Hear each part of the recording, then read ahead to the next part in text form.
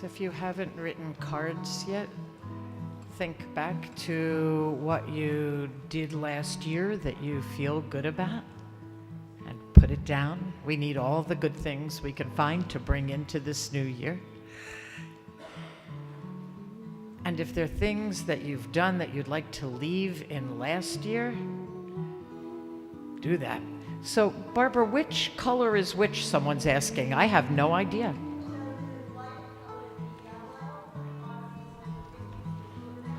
And blue is, okay, so yellow is if you feel good. It's sunshine. And blue is for those things you don't feel good about. They make you feel blue. And if you have not yet lit a oh, pink. Oh, Susan, what's pink?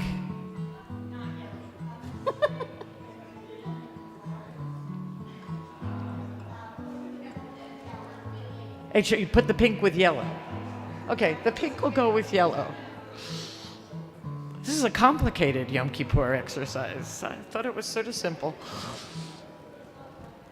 And if you have not yet lit a candle, a memorial candle, and there's someone you'd like to remember tonight, the candles are lit during the whole day of Yom Kippur so that their spirits can be with us. Please feel free.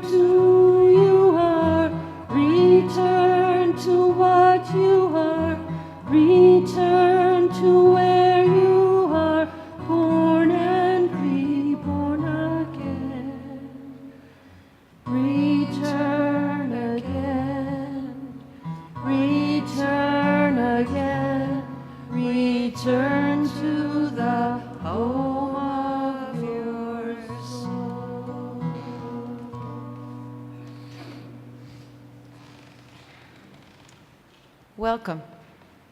Welcome to all of you who are here tonight. Many of us come to shul for Kol Nidre, some who haven't been in a shul for a long time, because we can't imagine being anywhere else on Kol Nidre night. It's just where you have to be. We're here, some of us, because when the world is a mess, when the challenge of changing things just feels too great, when we're not at all sure that we have the strength to continue to stand up and speak out and find our voices yet one more time, Kol Nidre gives us a place to go inside, to find community, to gather our strength. And it is clear that we'll need this strength during the year to come. So welcome. Welcome to Kol Nidre of 5,778 years. 5,778 years since the creation of the world. Imagine it.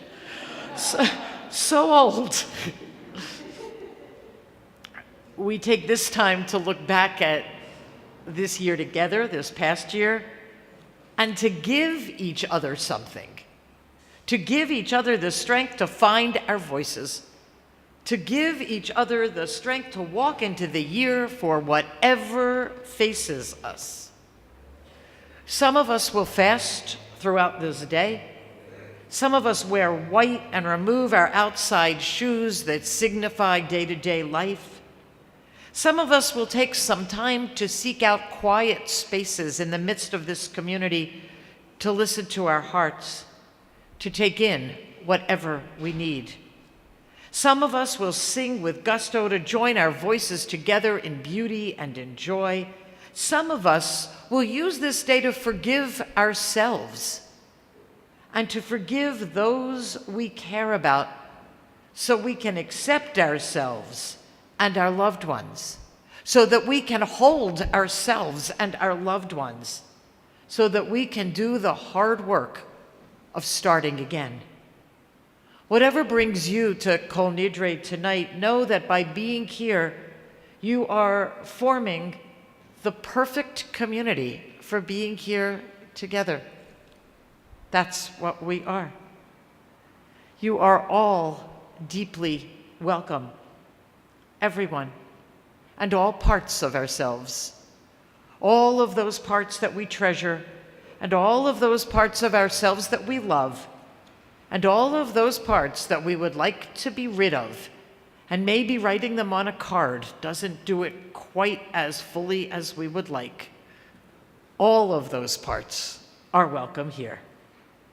Each of us is welcome, and each of us is needed. It's wonderful to be together tonight in prayer.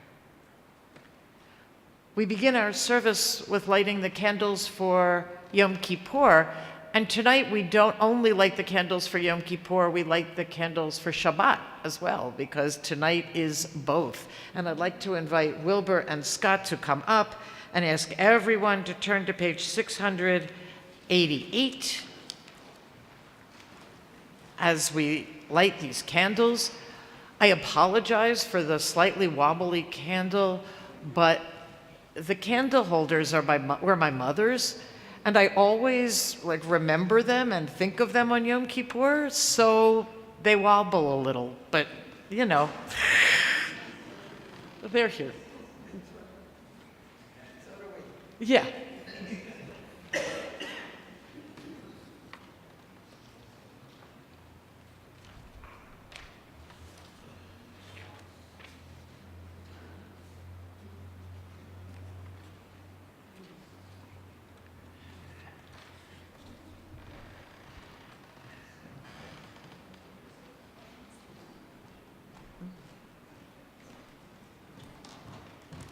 Oh.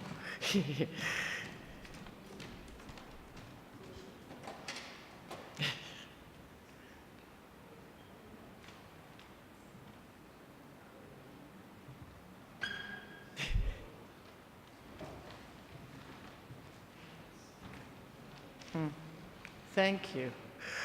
Maybe now they'll light.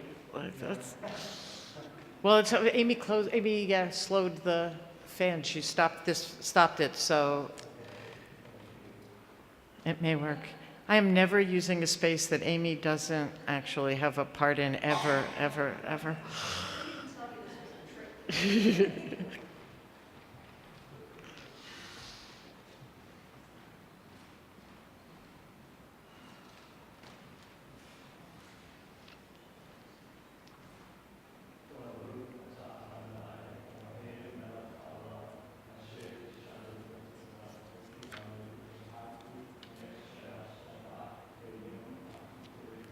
Amen. Thank you. Thank you. We turn in our supplement to the first page. And I'd like to ask Michelle to please come up and read for us Some Days. Go right near the mic.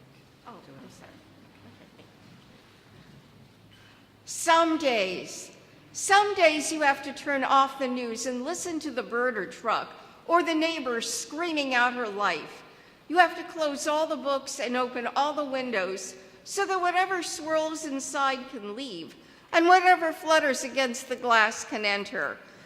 Some days you have to unplug the phone and step out to the porch and rock all afternoon and allow the sun to tell you what to do. The whole day has to lie ahead of you like railroad tracks that drift off into gravel. Some days you have to walk down the wooden staircase through the evening fog to the river where the peach roses are closing, sit on the grassy bank, and wait for the 2 geese. Thank you.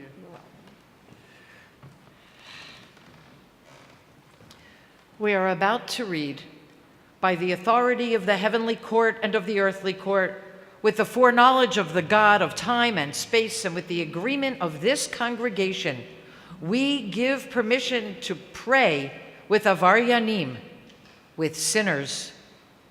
These are the words that introduce us to Kol Nidre. We have permission to pray with sinners. Sinners, all of us. We have permission to pray with real human beings, with people who haven't been perfect during the past year, with people who may not be perfect during this coming year. We have permission to pray with all of us. We've all failed at something, betrayed some ideal, found ourselves far from where we wanted to be in life. But here, we're given special permission to pray together because in order to start again, we need each other. We can't do it alone. We can't do it without the support of our community. We can't do it without a sense of forgiveness. Tonight, we're whole. We're home. There's nothing we need to hide. There are no secrets. We're all avaryanim. We're all sinners. And we are all worthy of celebration as we start Kol Nidre. I'd like to ask Susan Landau to please come up and open the ark, and then ask Barbara Granger to come up, and ask everyone to please stand.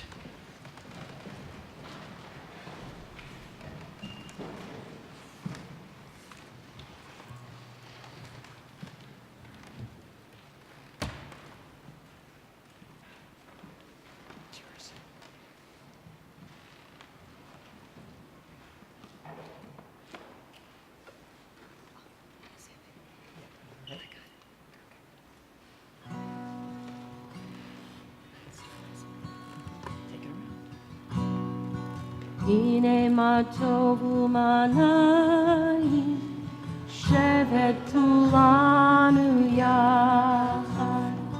הנה מה טוב ומה נעים, שבת כולנו יחד. הנה מה טוב, שבת כולנו יחד.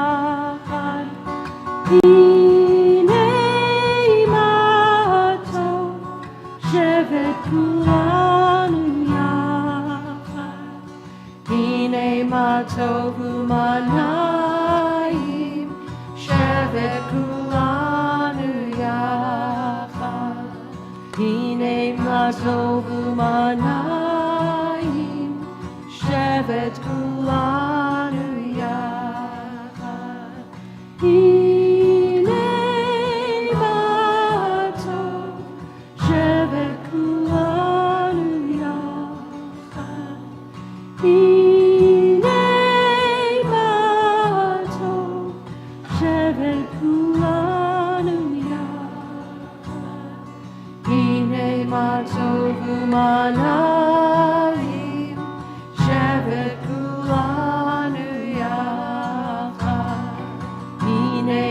טוב ומנעים, שבת כולנו יחד.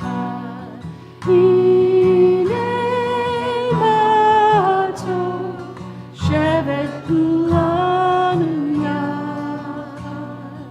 הנה מה טוב, שבת כולנו יחד.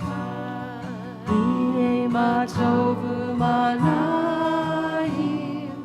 שבת כולנו יחד. הנה מה טוב ומנעים, שבת כולנו יחד. We begin Kol Nidre on page 692.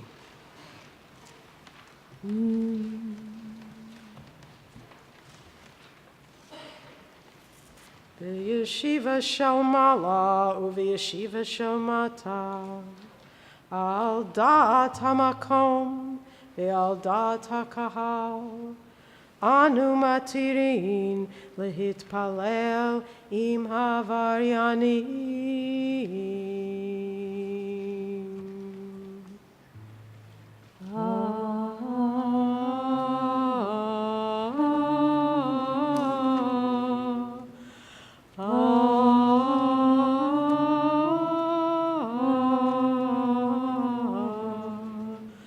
Kol nidre v'esarei u'shvuei v'charamei v'konamei v'kinusei v'chinuyei din darna udishtabana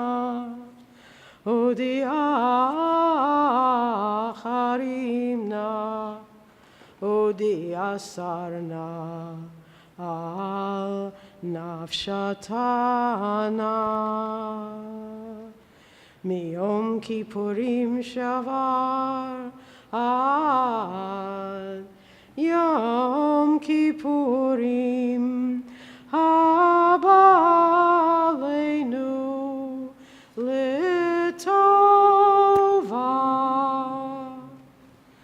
kul hon icharatna v'hon kul hon yehon sharan shvikin shvitin betelin umevutalin la shiririn vela kayamin nidrana la nidre ve'esrana la esarei u'shavuatana la shavuot.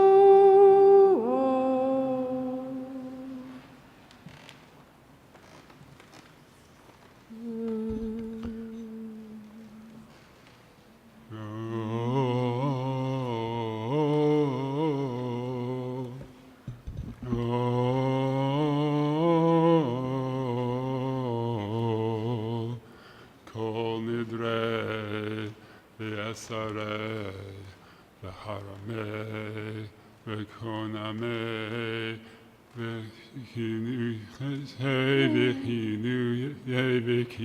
v'kinusei didarna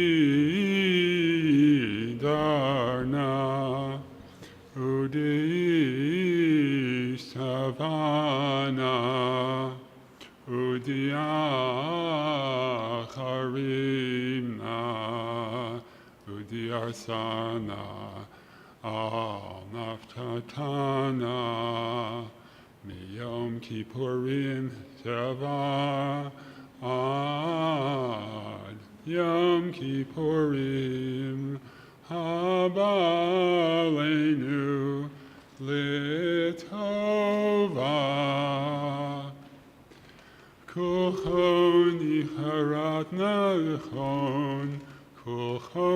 shon charan, shrikin shvitin, v'teilin v'utalin, Lasharin velot chalim, Nidrana la nidre, Yesarana la esare, Ushevu atana la shevuot.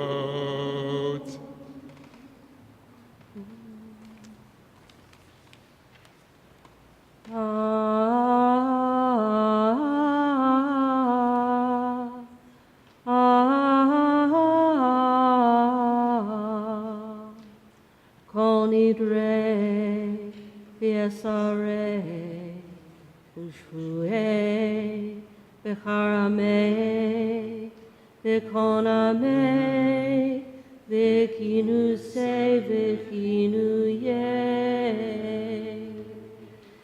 din darna udishtavana udeacharimna udiasarna al nafshatana miyom kippurim zeh ad Yom Kippurim haba aleinu letova kulhon ikratna v'hon kulhon yehon sharan shvikin shvitin v'teilin umevutalim lo sheririn v'lo kayamin nidrana la nidre esarana la esare ushevu atana la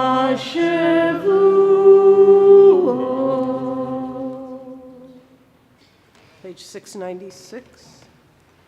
V'nislach l'chol adat b'nei Yisrael, v'lager hagar b'tocham, ki l'chol ha'am bishgaga.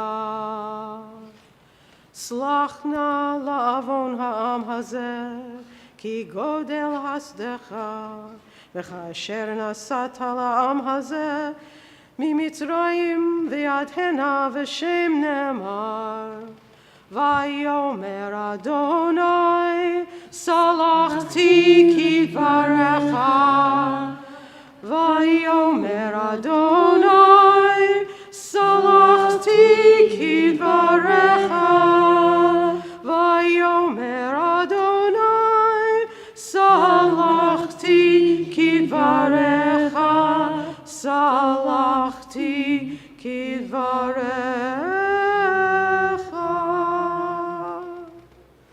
ברוך אתה אדוני אלוהינו מלך העולם שהחיינו וקיימנו והגיענו לזמן הזה.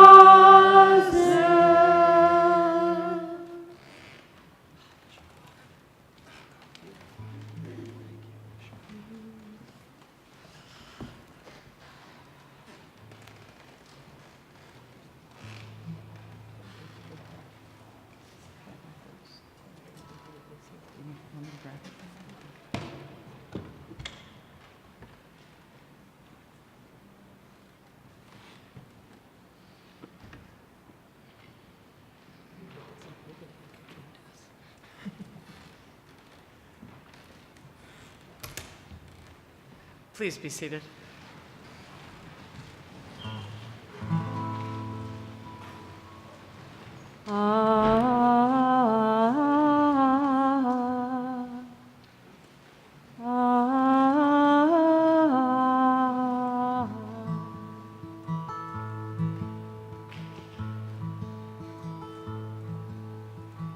name is Lisa Kalvalich.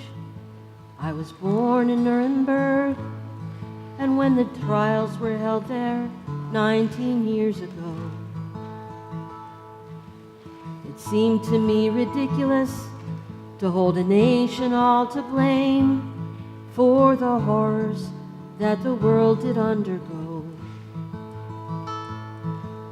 A short while later, when I applied to be a GI bride, an American consular official questioned me. He refused my exit permit, said my answers did not show I'd learned my lesson about responsibility. Thus suddenly I was forced to start thinking on this theme, and when later I was permitted to emigrate, I must have been asked 100 times where I was and what I did in those years when Hitler ruled our state. I said I was a child, at most a teenager, but that only extended the questioning. They'd ask where were my parents, my father, my mother, and to this I could answer not a thing. The seed planted there in Nuremberg in 1947 started to sprout and grow. Gradually I understood what that verdict meant to me, when there are crimes that I can see and I can know. And now I also know what it is to be charged with mass guilt. Once in a lifetime is enough for me. No, I couldn't take it a second time, and that's why I'm here today. The events of May 25th, the day of our protest, put a small balance weight on the other side. And hopefully someday my contribution to peace will help just a bit to turn the tide. And perhaps I can tell my children 6, and later on their children, that at least in the future they need not be silent when they are asked, where was your mother when? Where was your mother then?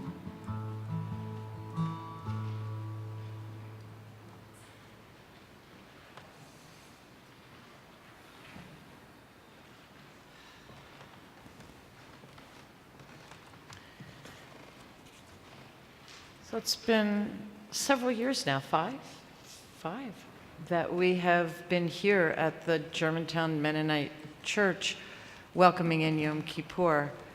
And it's gotten to be my church. You know, this is it.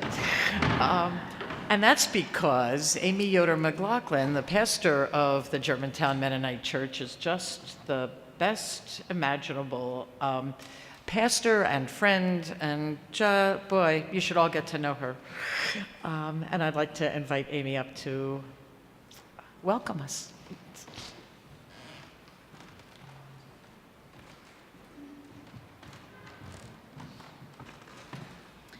So if Germantown Mennonite is your congregation, then you all are my Chavurah. And I say that with complete seriousness. That it's a delight to participate in your High Holy Day services with you. Otter, that song, I'm done. We can go home now. I was thinking of my kids and how much they love and appreciate Linda. and how important it is for them to see Linda and I doing things together. So when my kids and your kids ask, where were we when, we'll have some stories to tell. Today was a terrible day. That's a terrible transition in my welcome, but I came into the church this morning and there was no water. And I thought, okay, we can fix this. And by 3 o'clock, I realized we couldn't fix it. And by 4 o'clock, it was fixed. So I've talked to several other folks that are helping to lead today, and your days were also not super great. So I'm hoping that the turnaround of water, the turnaround of singing and worshiping in this mystical space together is the beginning of a good few days for you. So it's so good to have you here, and I look forward to being part of your services tonight. Thank you. Thank you. Wait, because you will be. Yes. In fact, you will be part of our service now.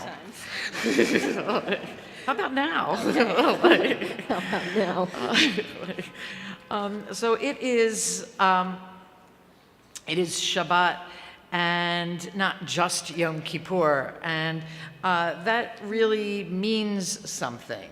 You know, having it be a day when we not only are celebrating what feels like the most sacred day of the year, it's also what feels like the most sacred day of the week. So Yom Kippur and Shabbat together, we'll all like fly home, right? There's no question about it. And we don't need planes. It's just this day.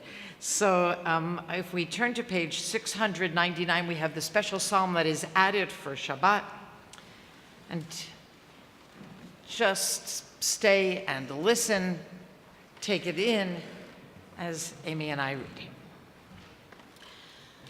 It is a good thing to give thanks to the eternal, to sing out to your name supreme, to tell about your kindness in the morning and your faithfulness at night, on the 10-stringed lyre and on flute, with melodies conceived on harp. For you, Almighty One, elate me with your deeds. I'll sing about the actions of your hands. How great your deeds have been, Supernal One, your thoughts exceedingly profound. Of this the foolish person cannot know, of this the shallow cannot understand. For though the wicked multiply like weeds and evildoers sprout up all around, it is for the destruction for all time. But you, Majestic One, are lifted high eternally. Behold your enemies, Resplendent One. Behold your enemies are lost. All evildoers shall be scattered. You raise my horn like that of the triumphant ox. I am anointed with fresh oil. My eyes shall gaze in victory on my enemies, on all who rise against me to do harm. My ears shall hear of their demise. The righteous shall flourish like the palm trees. Like cedars of Lebanon they grow. And planted in the house of the All-Knowing One, amid the courtyards of our God, they bear fruit. In their old age they shall put forth seed, fleshy and fresh they'll ever be. To tell the uprightness of the one alone, my rock, in whom no fall resides. Amen. Thank you. So we've reached the Ma'ariv service, the main body of the service, the evening service. And for this part of the service, we absolutely have to be in community together. So I would like to ask you to please stand in body or in spirit and turn around and see who is here and say hi to someone.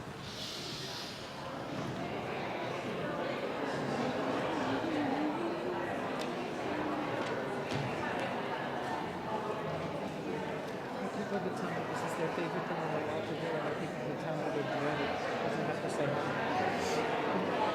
I just figure, okay, Whatever. yeah.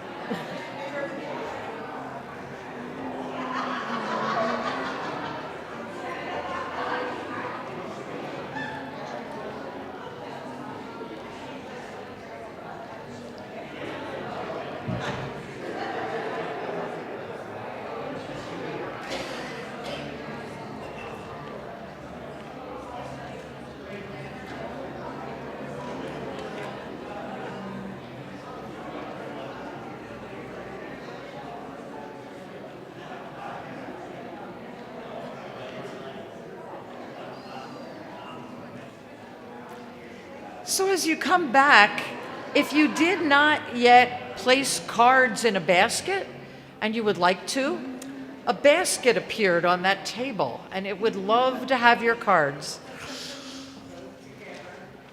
Just toss them in and we will trust our card representative to know yellow from blue.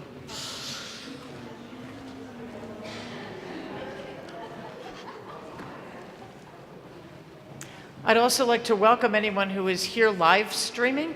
I know that there are people around the country and in Canada, and I was told that I should say hi to Judy, who is out on Vancouver Island. Hi, Judy. We're thinking of you.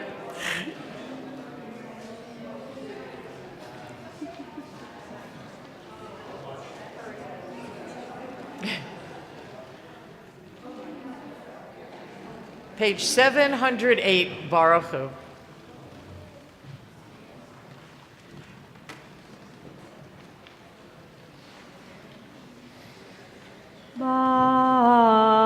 Baruch Hu et Adonai HaMevorach. Baruch Adonai HaMevorach Le'olam Va'ed. Baruch Adonai HaMevorach Le'olam Va'ed. 710, Baruch Atah Adonai Eloheinu Ruach Haolam. Please be seated.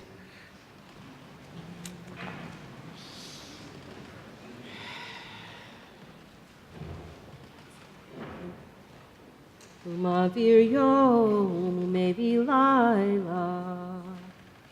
Umavdil vein yom uvein laila. Adonai Tzavaot Shemo El Chai V'Kayam Tamid Yimloch Aleinu Le'olam Va'ed. Baruch Atah Adonai Ha'ma'ariv Haravim.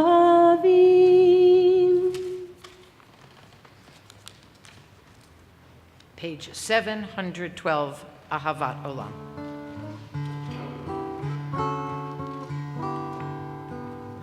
Ahavat Olam Beit Yisrael Amcha Amcha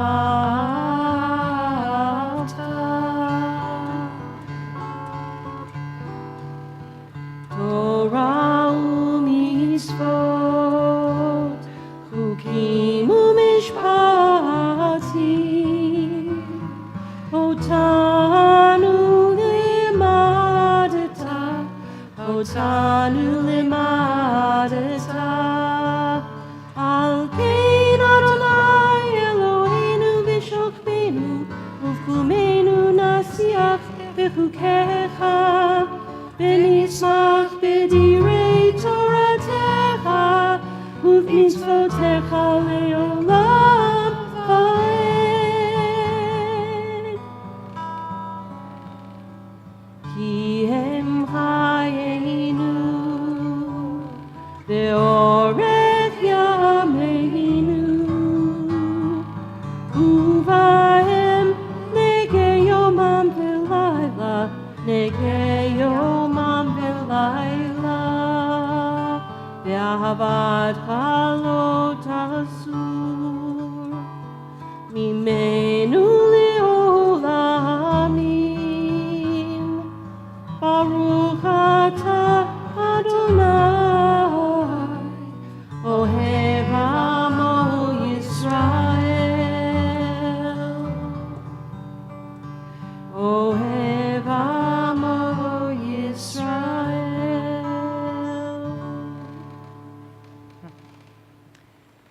Each Kol Nidre, we arrive at the Shema and know that there's something different about that moment. Something different about the Shema as it's recited tonight than it is every other day of the year. And partly it's because tonight while we have a custom of not reciting Baruch Shem Kavod Malchuto Leolam Va'ed, blessed be the name and glory of God's realm forever, the second line of the Shema, we have a custom of not saying it aloud. Tonight, it's recited aloud. We're told that it's because tonight, even in those places where the Jewish community could be in serious trouble by praising aloud a realm, and the Hebrew word is literally a kingdom, that is other than the reigning monarchs in the country in which they lived. It's dangerous. But on Kol Nidre, on Yom Kippur, you take a risk. It's a night where courage and determination are paramount, no matter the consequences. Tonight, as we say these two lines of the Shema, I'm thinking of the NFL. And I can honestly say I have never thought of the NFL in prayer before this year, ever, or pretty much ever. But the image of football players who are willing to refuse to say an anthem that does not represent them, who are willing to get down on their knee, who are willing to link arms, who are willing to stand up and say, our president and our country are racist, and you better know it. We're here to tell you. Wow. It's an act of courage. I'm proud to be part of the same country as those who are ready to do this. Those who are ready to openly acknowledge the reality of racism that's at the very heart of this country. So as we say this Shema tonight, we say the second line aloud to be with the players, to be with the owners in the NFL who are not afraid to speak the truth, who are realizing their power now. My hope is that they will use that power for good for many, many years to come, even if it isn't easy, even if it means taking risks, because that's the only way anything will ever change. Before we say the Shema, we turn in our booklets to page 3, and I'd like to ask Kathy Tillman to come up and read for us, Go In Deep.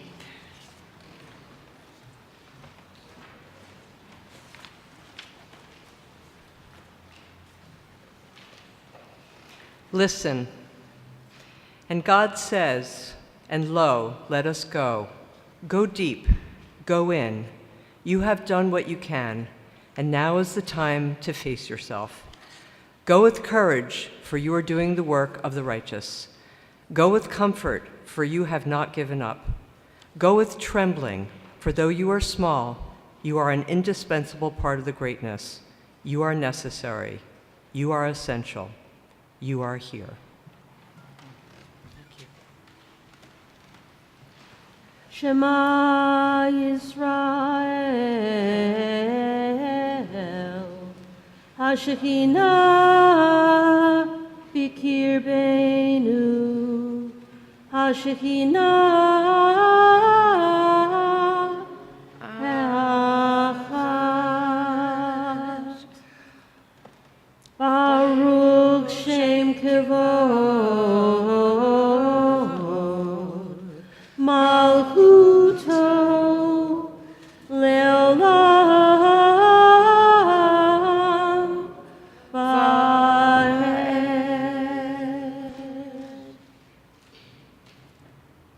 Ve'ahavt et Adonai Elohayich v'chol levavech u'v'chol nafshech u'v'chol meodech.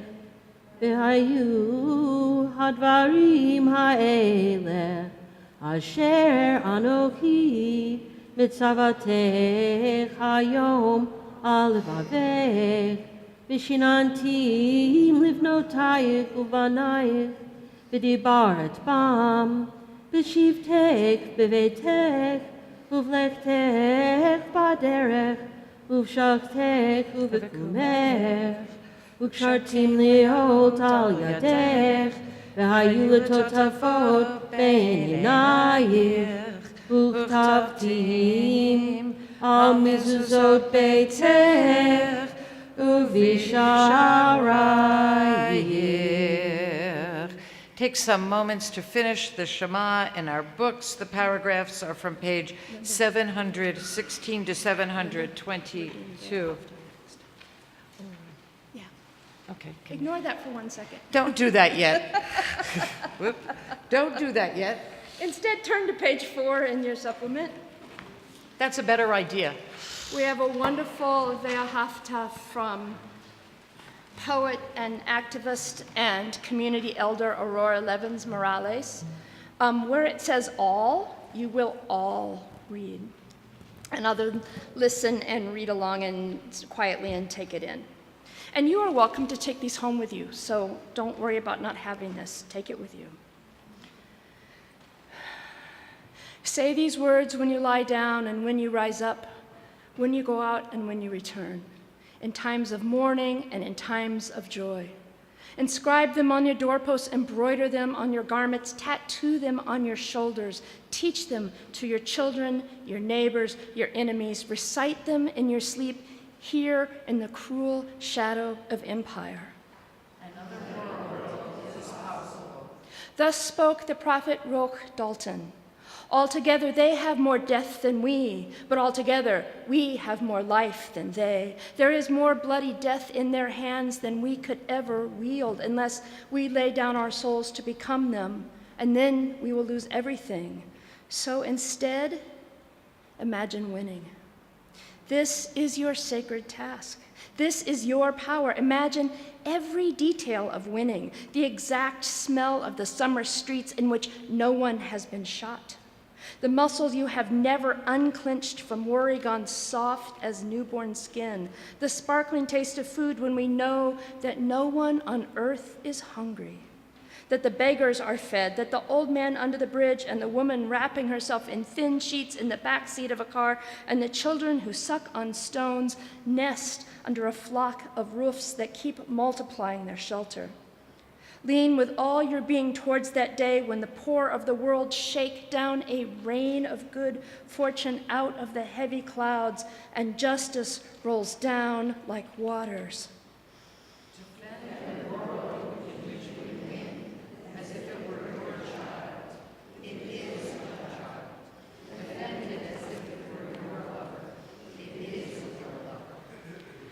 When you inhale and when you exhale, breathe the possibility of another world into the 37.2 trillion cells of your body until it shines with hope.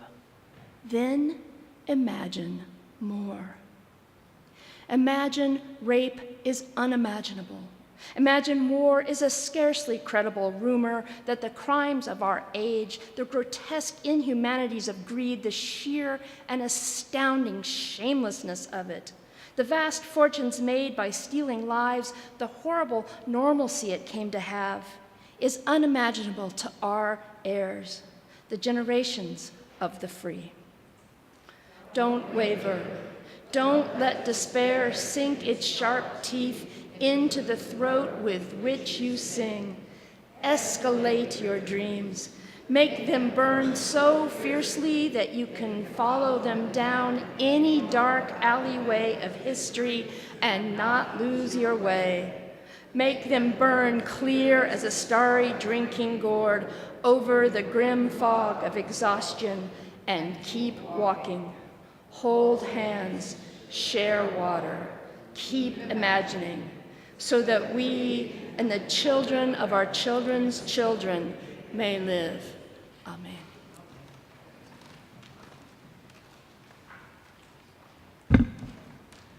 Take some moments of quiet to end the Shema and take in this message.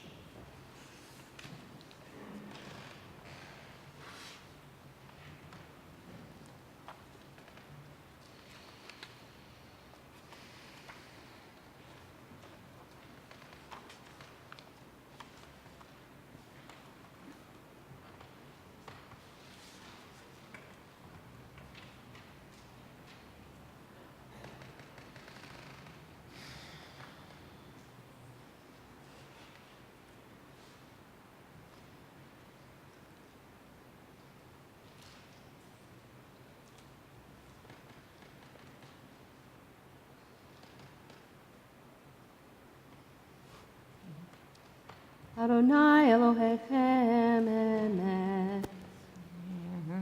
We continue on page 6 for Hashkivenu. Let us lie down tonight in peace.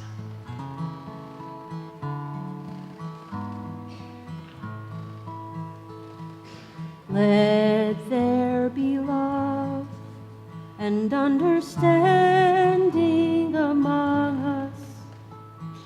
Let peace and friendship be our shelter from life's storms. Let there be love and understanding among us. Let peace and friendship be our shelter from life's storms. Hashkivenu, Eloheinu, Hashkivenu, Li'ashalom, Hashkivenu, Eloheinu, Hashkivenu, Li'ashalom. Let there be love and understanding among us. Let there be friendship, be our shelter from life's storms. Let there be love and understanding among us. Let peace and friendship be our shelter from life's storms. Hashkivenu, Eloheinu, Hashkivenu, Li'ashalom, Hashkivenu, Adonai Eloheinu, Hashkivenu, Be our shelter from life's storms.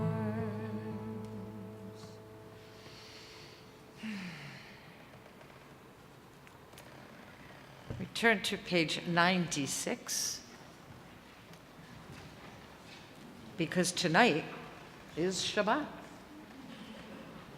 On the outline, the service outline that Elliot wrote, she wrote, Linda says Shabbat, and there are several exclamation points. So, Shabbat!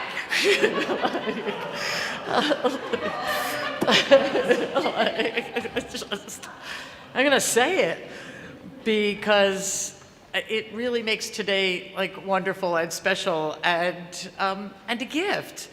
And a gift that, you know, Shabbat comes once a week. We have this time that we can take a little step back and give ourselves the rest and the energy that we need for the rest of the week. So remember, next week when you get to Friday night, remember and say to yourself, Shabbat! Because here we are, Vishamru, page 96. Vishamru b'nei Yisrael et ha-Shabbat Lasot et ha-Shabbat Lidorotam berit olam Vishamru b'nei Yisrael et ha-Shabbat Lasot et ha-Shabbat Lidorotam berit olam Beini uvein b'nei Yisrael, oti le'olam, oti le'olam, oti le'olam. V'shamru b'nei Yisrael et ha-Shabbat.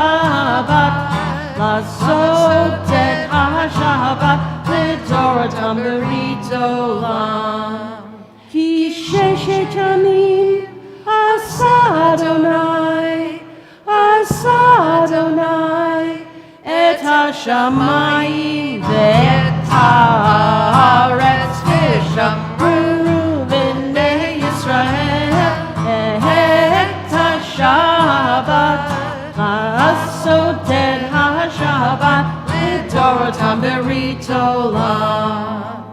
וביום השביעי שבת ויהי נפש, שבת ויהי נפש, שבת ויהי נפש, ושמרו בני ישראל את השבת לעשות את השבת לדורותם ברית Olam.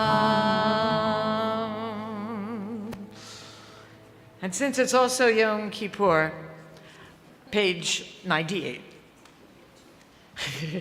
Can't have too much fun, you know, really. Tikkun v'chodesh shofar b'kesel yom chageinu ki chok liYisrael hu mishpat leElohei Yaakov. Page 100. Yikadal v'yikadash shemei rabbah b'alma divrach irutei v'yamlich malchutei b'chayechon u'v'yomechon Dechol Beit Yisrael Bagalav Izman Kariv Vimru Amen Yehesh Mei Rabba Bevarach Li'olam Li'olmei Maya Yitbarach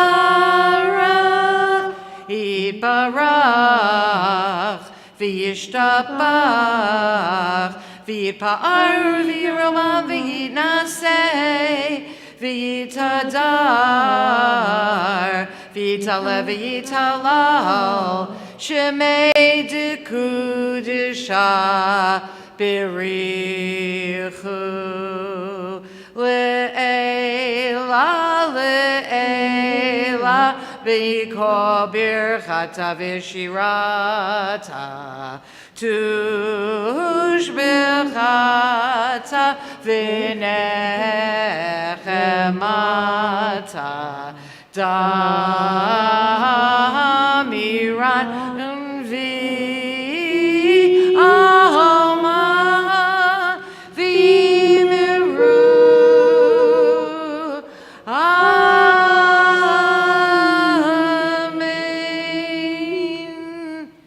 As we move into the Amidah, which is read silently, said silently in the evening, we turn first to page 6 in our booklets, and I'd like to ask Elliot to read with us, Let Evening Come.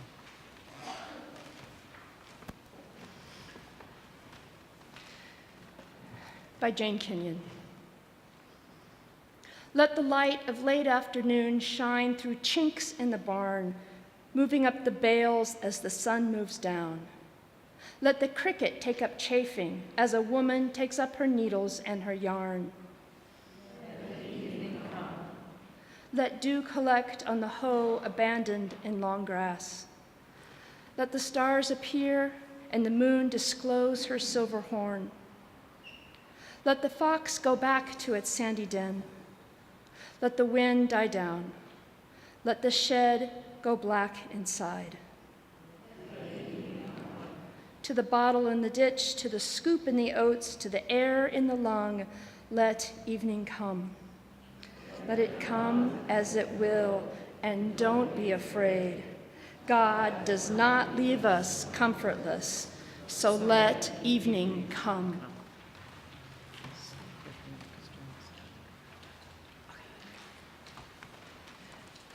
we take some time for quiet. The Amidah in our books begins on page 104. There are meditations in the book that begin on page 127. The Amidah is traditionally recited standing, and as we know by now, standing means standing in body or standing in spirit, or both. But we take time for quiet. Page 104, 127, or your own heart, the Amidah. Please stand in body or spirit.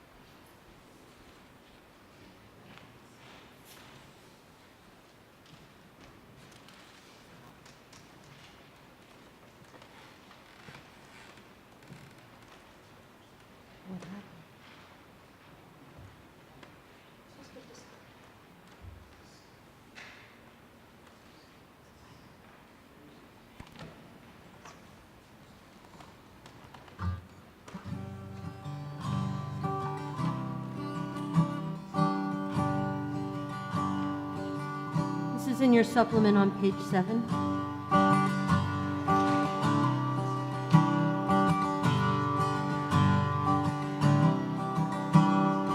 Osa shalom bimromeha, itase shalom aleinu. Osa shalom bimromeha, itase shalom aleinu. May she who makes peace shine peace on all of us. May she who makes peace shine peace on all of us.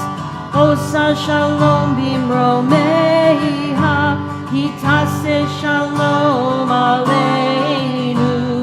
Osa shalom bimromeha, hitase shalom aleinu. May she who makes peace shine peace on all of us. May she who makes peace shine peace on all of us. Osa shalom bimromeha, itase shalom aleinu. Osa shalom bimromeha, itase shalom aleinu. May she who makes peace shine peace on all of us. May she who makes peace shine peace on all of us. May she who makes peace shine peace on all of us.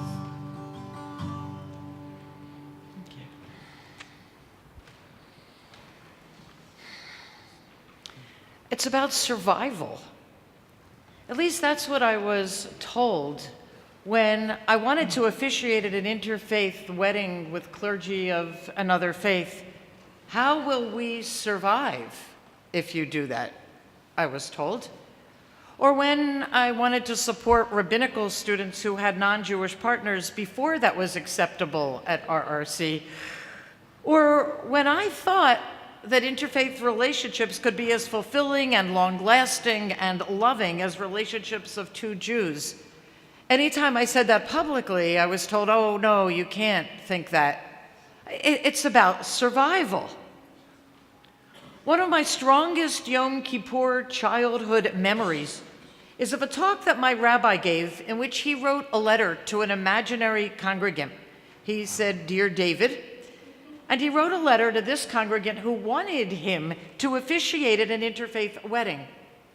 In the letter, Rabbi Greenberg, may he rest in peace, explained that for the Jews to continue to exist, all Jews needed to marry other Jews. That was it. That was the end of discussion. It's about survival.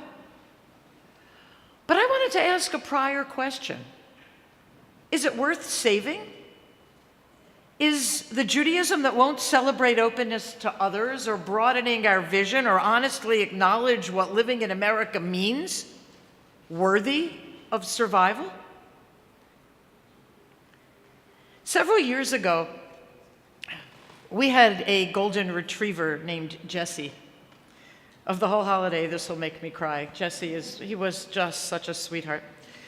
Jesse was a beautiful, sweet, loving dog. When he was 9, he was diagnosed with bone cancer. Those of you who stop listening to dog stories, don't stop listening. I know you're there. Just don't do it. Treating the cancer would mean having one of his legs removed. He would need to live out the rest of his life, probably 1.5 to 2 years, with only 3 legs. Jesse had a good life, loved to play, to eat, to snuggle. the surgery would prolong his life. It was about survival. And we asked ourselves the prior question: was Jesse's life worth saving as it would be?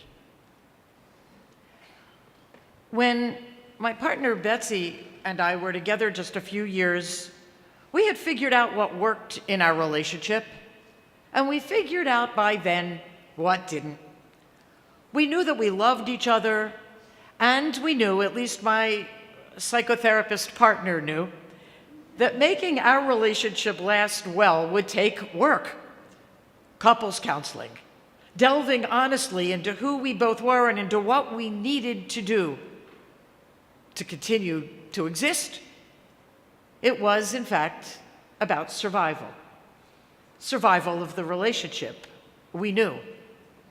And we asked the prior question: was it worth saving? When I first came upon Reconstructionist Judaism, I was taken by Mordecai Kaplan's clarity about many things, including the fact that Judaism cannot only be about survival. Judaism, Kaplan said, exists for the sake of the Jewish people rather than the Jewish people existing for the sake of Judaism. In order for Judaism to survive and grow in a world of accelerating change, Kaplan thought, it must be responsive primarily to the internal spiritual needs of its constituency. Survival for Kaplan didn't mean clinging to elements of the Jewish past that didn't speak to people in today's world, but meant staying open to the needs of the people, growing as it needed to, being a positive force in the lives of Jews and of the world. It's about survival, but only if there's something worth surviving. When we look at Judaism at first glance, it isn't hard to see what's worth surviving. The beauty, the powerful sense of community, the literature, the links between generations, many of the deepest values, the ways that Jewish tradition responds to life cycle, and in my mind, especially to death. Magnificent, right? It's magnificent. But what would be enough to make us fight for Judaism? To give of ourselves so that Judaism could flourish? Because, in fact, there is another side. The Jewish community has not always been so welcoming of difference in many ways. It isn't easy to be a Jew of color. It isn't easy to be a Jew who cannot afford basic synagogue membership, or a Jew who lives in a place where there's anti-Semitism. It isn't easy to be a Jew who challenges the state of Israel, or a Jew who isn't a Zionist at all. It isn't easy to be a Jew in many places at all, no matter. So with all the challenges and all the dark sides and the struggles involved with being Jewish, should we fight for it to survive? What could make us care enough? And what would we be willing to do to guarantee that our children and our children's children would be able to live a Jewish life?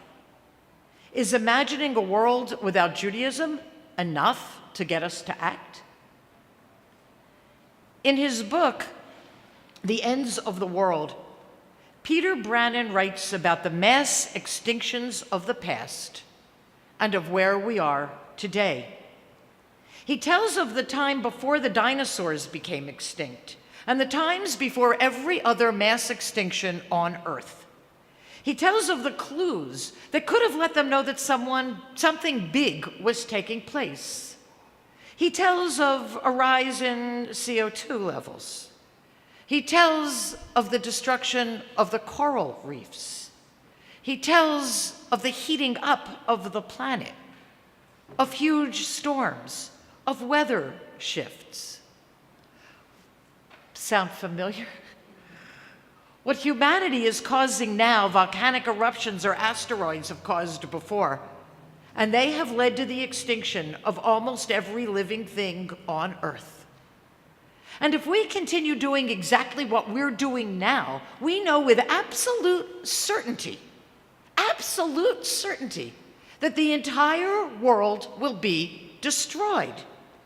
Now, there's a chance that we can slow things, and a slight chance that we can turn it around if we change our behavior dramatically. but we may not be able to manage to stop the destruction at all. And we're not talking here about one dog or one relationship or one people or one community or one culture. We're talking about everything. Everything. We can't even imagine it, right? Like everything being destroyed. Is that enough? Is survival enough for us to sacrifice? For us to do what we need to do to slow or maybe stop the destruction? Is our world worth saving? Peter Brannan tells us to look back at the dinosaurs, at the other major extinctions, and to use them as cautionary tales. If we don't change the way we live, that's it. But for us, we need to look at much more. First, the facts. We know that today there are 3 million people in Puerto Rico who do not have power or food or water enough for them to survive. We know that.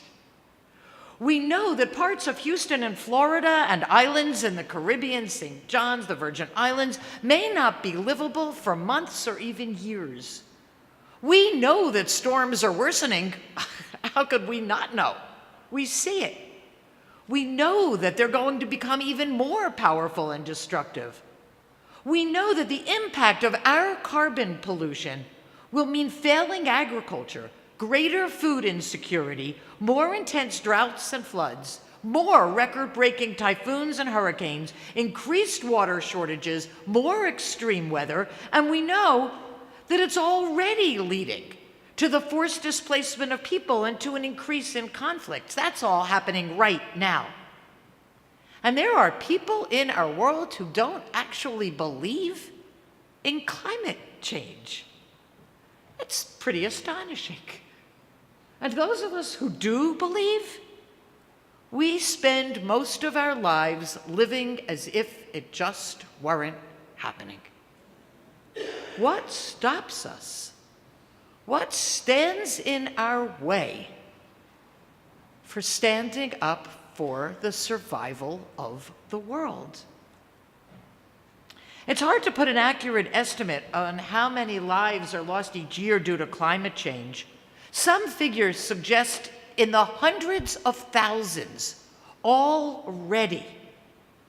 But what we do know, even if we're not certain of the numbers, is that climate change fans existing inequality, every single existing inequality in the world. Who are the people who are dying, and who are the people who are responsible? It's the greatest injustice of climate change that those who are the least responsible for causing the climate crisis are the first to suffer.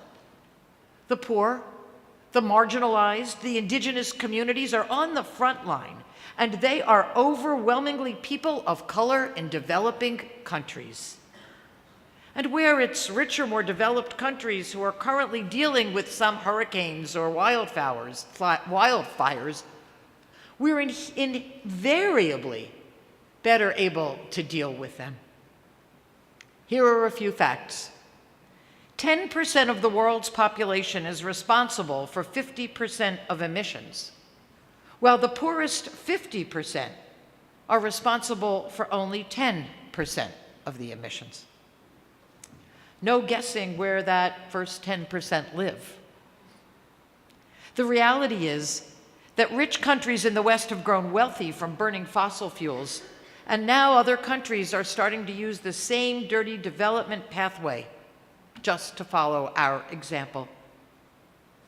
An average citizen in the United States with just 5% of the world's population still has a per capita income of around $40,000 and pollutes 17.3 tons of CO2, of carbon dioxide.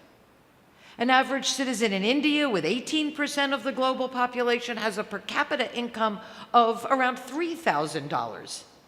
And its citizens are responsible for polluting 1.4 tons. The world's poorest countries, the so-called least developed countries, constitute 11% of the global population, but have a per capita income of around $1,400. And the average carbon dioxide output, 0.9 tons. But who in our world is listened to? Whose voices are heard? Certainly not the poorest, those who have the least. Political decisions are always made for those who have more, who are able to find their voice, who are willing to speak out even though they may not be so deeply affected. Recently, we've watched as Black Lives Matter stands up and raises their voices for common justice proudly and firmly, to advocate for those whose voices they realize are being ignored. We know that the people affected will most quickly will continue to be the poor, people of color, those with the least protection. How can we not join Black Lives Matter and speak out together with them? Or is survival not worth it? Is it not enough? We know that if there are 100 million species of animals in the world, at the current rate of extinction, somewhere between 10,000 and 100,000 species are going extinct every year. 100,000 species extinct every year. Dozens while we're here at Kol Nidre. We know that the Earth is warming 50 times faster than when it comes out of an ice age, and that the oceans are warming 13% faster than scientists had even thought. And we know that the cause is entirely ours. And our lives just go on, as if none of this were happening. What is it that keeps us from doing something? What is it that stops us? Peter Brannan tells us to look at the other extinctions of the world. They should move us to act. But somehow, they don't do it, not even in our own personal lives. Last week, my partner asked me what I was going to talk about on Kol Nidre night. I told her, I think I have to talk about climate change. It's so urgent. Look at the way the world is falling apart while we sit here and do so little. Capitalism, she said. It's capitalism that's stopping things from changing, from happening. And she's right. Not just that companies make money from fossil fuels, but that we're all caught in the system, in the capitalist system, that silently includes us in the abuse of fossil fuels over and over and over again. Every day we're part of the system that's destroying the world. Every day we use plastic bottles of water. Every day we waste electrical power. Every day we throw out so much that could be reused. What good could I do? We tell ourselves, I'm just one person. How could my life make a difference? Is our survival worth it? Well, several years ago, we debated about what to do with our dog, Jesse, for a long time. Would he be okay? Would the quality of life that he would have with only 3 legs be a reasonable one? Could we do that to him?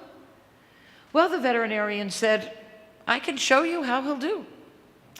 And she took his leg and she tied it up to his body so that he would only have 3 to use at that moment. He stood up and for a moment looked confused and then walked around and wound up walking for the first second in a circle. And then he shook himself off and he ran around the room. He ran around the room. We were convinced it would be worth it. Jesse had a very good year, and a good year and a half, and a good part of that year and a half, he could be found in the woods running with 3 legs, playing, snuggling, eating, doing what he loved to do. A year and a half of good life that he would not have had. When Jesse was dying and we realized that it was time for his life to end, he could barely walk. He'd stopped eating. We gently lifted him into our car and drove him to the animal hospital. When he arrived, he who hadn't walked for days refused to let us pick him up.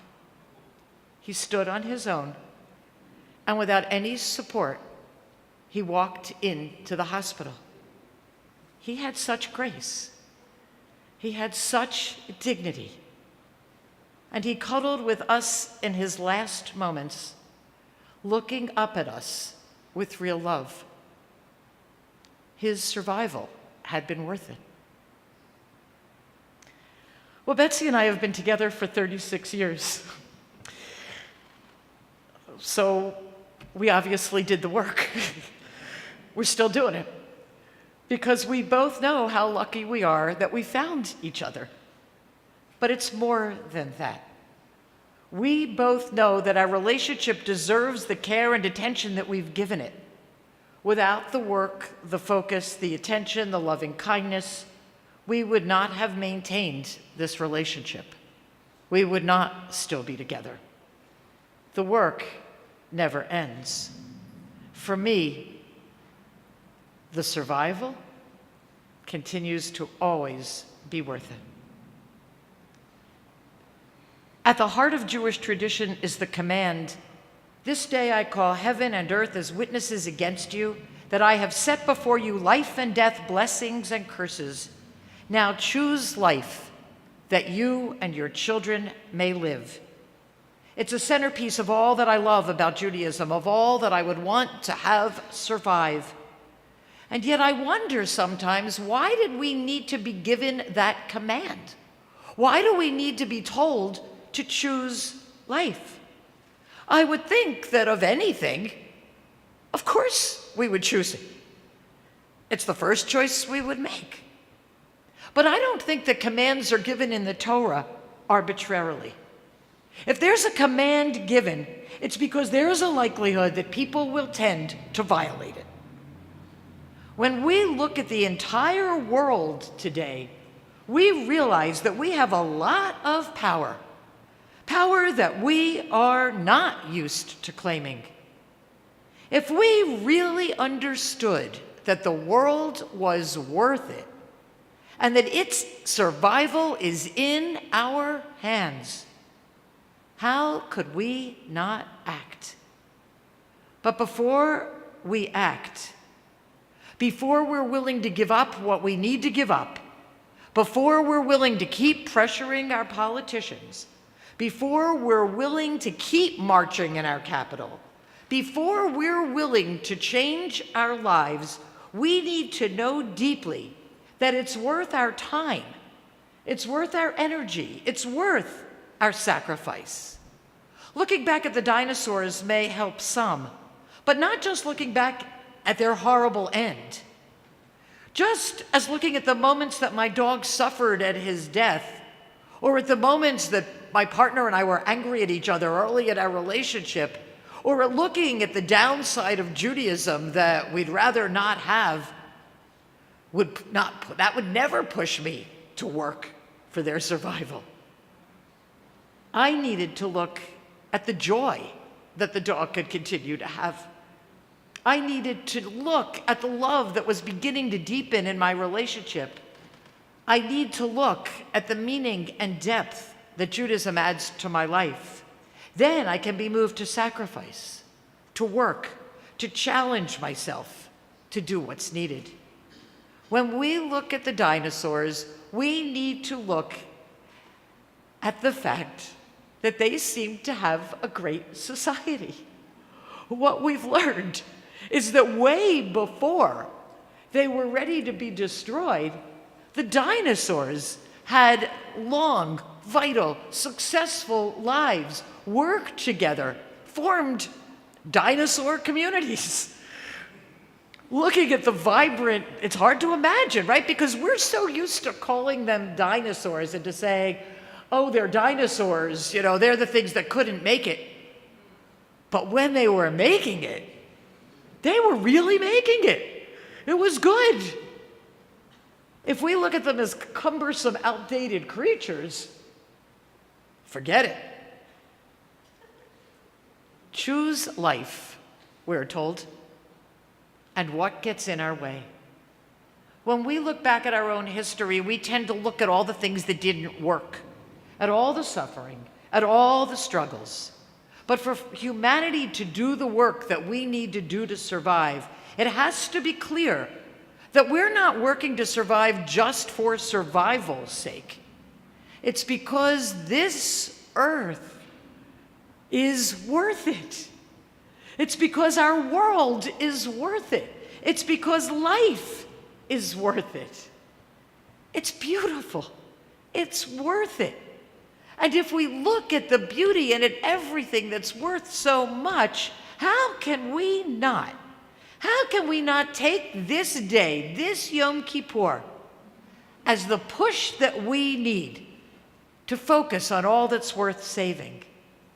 What really matters is not that life will exist on earth forever. What really matters for us now is that we look back at the moments of grace and beauty and love in our lives and in our world, that we hold on to them so that a next generation and a next generation and a next generation can have that beauty too. How can we look at the beauty and not work to prolong its lifespan? How dare we not face the warming of our world with the care and energy it deserves? When a body is prepared for burial in a traditional Jewish way, a bit of earth from the Mount of Olives is placed in the coffin. It's actually sprinkled on top of the person who has died. Some see it as a GPS device, right? That when the Messianic age comes and everybody rolls to the Mount of Olives for all eternity, the earth will show this dead person the way. I don't see it that way. One day when our Chavurah Kadisha, the group that plans, that helps prepare bodies for burial, was preparing a body for burial, the person's partner joined us. When we told her about the tradition of the Mount of Olives, she said, well, my partner had no real connection with the Mount of Olives, but was very close to Philadelphia, a place that he really loved. Could we add earth from Philadelphia to the coffin? We can, we said. And I walked outside of the funeral home to the ground out on Broad Street. I took some earth from right next to Broad Street and brought it inside and sprinkled it on the person who had died. I knew then that all of this world is worth fighting for. I knew then that the earth outside at Broad Street is worth fighting for. I knew then that once the earth from Philadelphia was present, this person was ready to be laid to rest. That this earth was not only beautiful, it was sacred. All of it is sacred. So let's take a moment as we move more deeply into Yom Kippur. And if you would, close your eyes and look back at the world. Look back at the world you've grown to love. Places where the holiness of the earth is clear, where it jumps out at you. Places that if you needed to, you would work like crazy to make sure it survived. Hold those places in your heart. And when your heart is full of gratefulness for this world, if you like, share aloud what you would work to preserve. What on this earth you love enough to want to save it. Take a moment.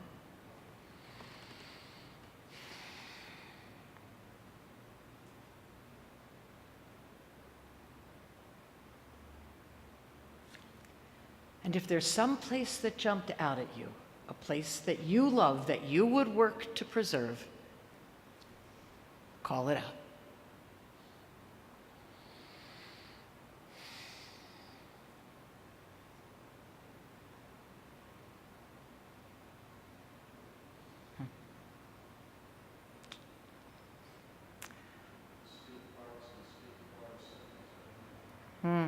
Say this really loud so that use state parks and state forests. Yeah. Streams, rivers, oceans. New Jersey pine barrens. Heard both wonderful things, the sycamore trees behind your house and the pine barrens.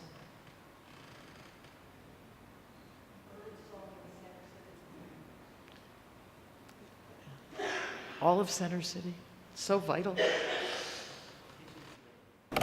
Say it again. Kitchens Lane. Where the dogs swim. Wissahickon Creek.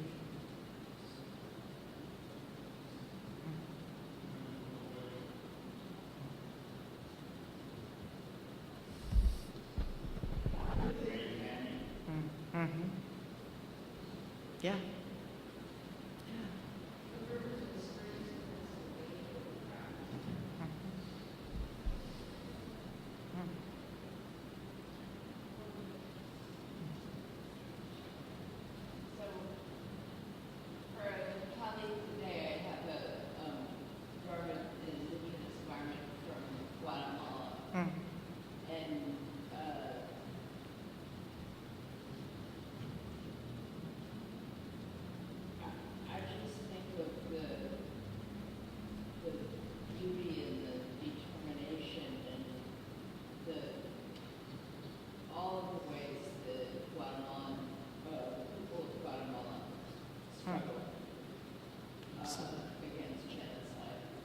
Thank you.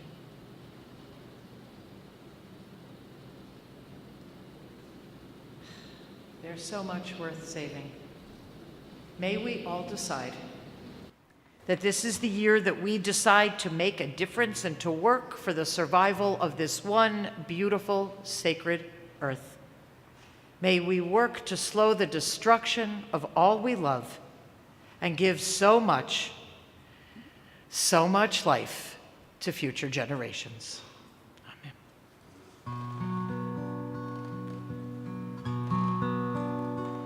Eli, Eli, shelo yigamer leolam, hachol ve'hayam, rishru shel hamayim, v'rak hashemayim, tfilat Adam, hachol ve'hayam, rishru shel hamayim, v'rak hashemayim, tfilat Adam. Eli, Eli, I pray that these things never end. The sand and the sea, the rush of the waters, the crash of the heavens, the prayer of the heart, the sand and the sea, the rush of the waters, the crash of the heavens, the prayer of the heart.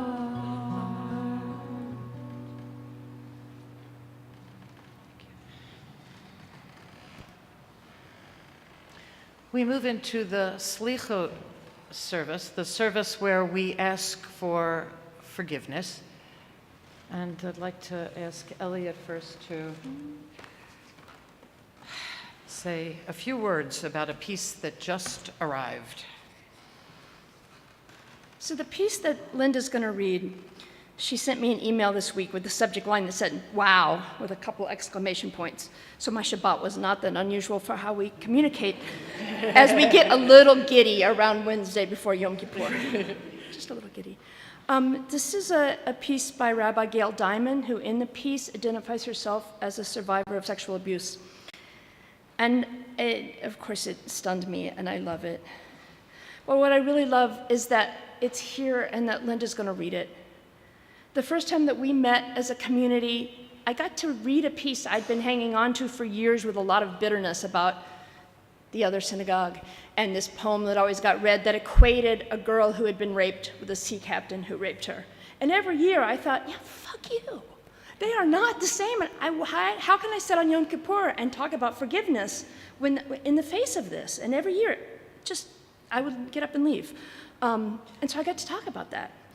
And then every year after that, I still sometimes will hit moments when people start talking about forgiveness, and I think, no, my saying I won't forgive is self-defense of the first unquestionable magnitude. How dare someone say to anyone who suffered a great harm, you should forgive? So I love that this piece is here, and I love that Linda wants to read it, and I love that I don't have to be the only voice saying this, because I know I'm not, but it really matters to me. Oh, and here. Thank you. Also, it's not all printed off, so I have to introduce Linda to the Android. I can read the piece. It's the Android. I'm not so sure. Let's see, there are no. Okay, yeah, I'll start. Yeah, it starts there. That's perfect. Thank you. So Rabbi Gail Diamond is a colleague who lives in Israel, and she put this out publicly and said, share it, which is pretty courageous. Here's my Yom Kippur sermon. I made it public. Feel free to share. I just read a sweet poem about forgiveness that claims that forgiveness is a bridge to restoration of all you have lost, and I just need to call bullshit. If it helps you, pretend I'm doing that softly and lovingly. As a survival of childhood sexual assault, I'm here to say nothing gets restored. Forgiveness, that's up to you. But restoration doesn't happen. It's like one of those commercials, get your virginity back for just $19.99. I've never seen those. I don't get my virginity, my innocence, or my childhood or adolescence back.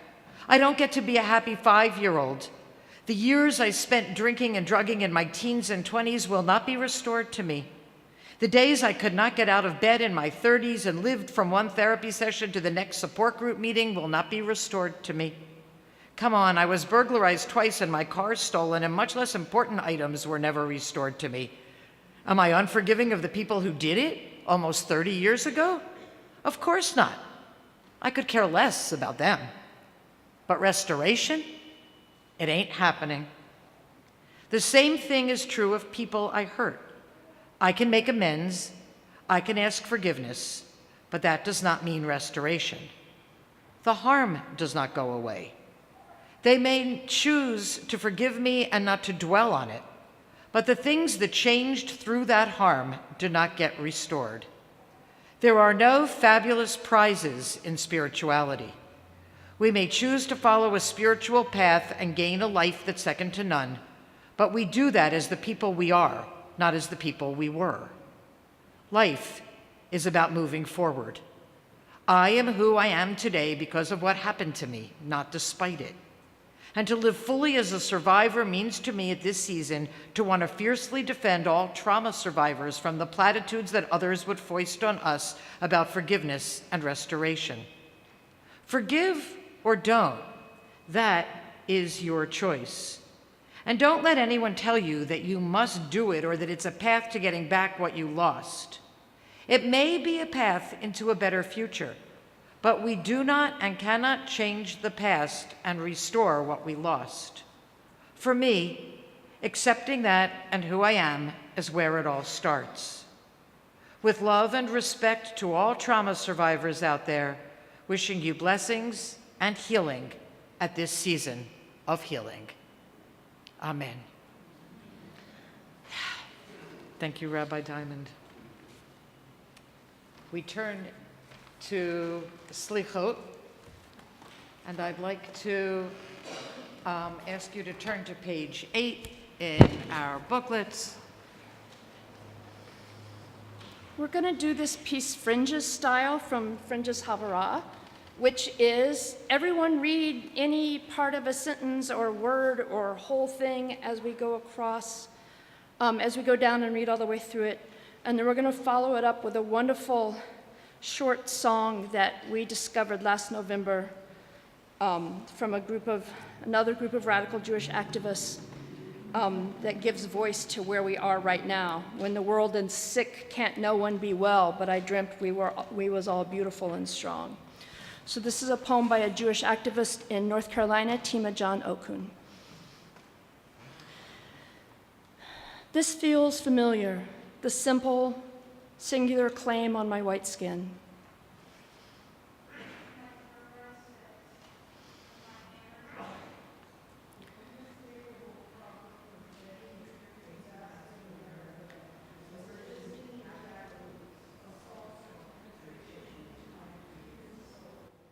The weary rejection of preachers and teachers of hell.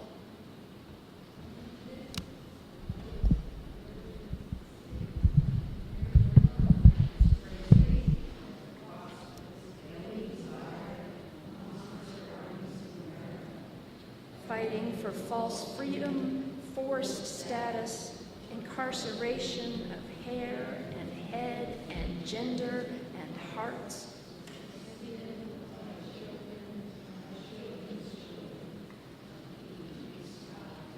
And our rattling teeth. We need a kind of surgery. And stars and smashing. Idiosyncratic proof.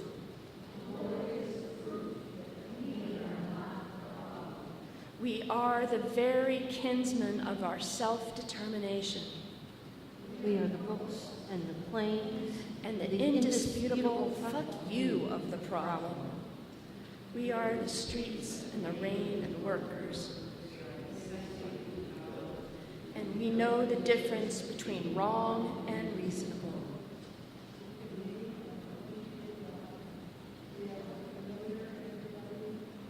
and we love the stars.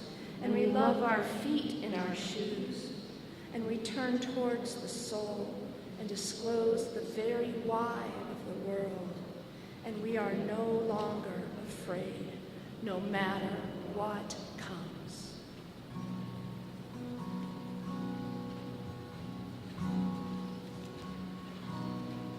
When the world is sick, can't no one be well. But I dreamt we was all beautiful and strong. When the world is sick, can't no one be well. But I dreamt we was all beautiful and strong. When the world is sick, can no one be well? But I dreamt we was all beautiful and strong. When the world is sick, can no one be well? But I dreamt we was all beautiful and strong.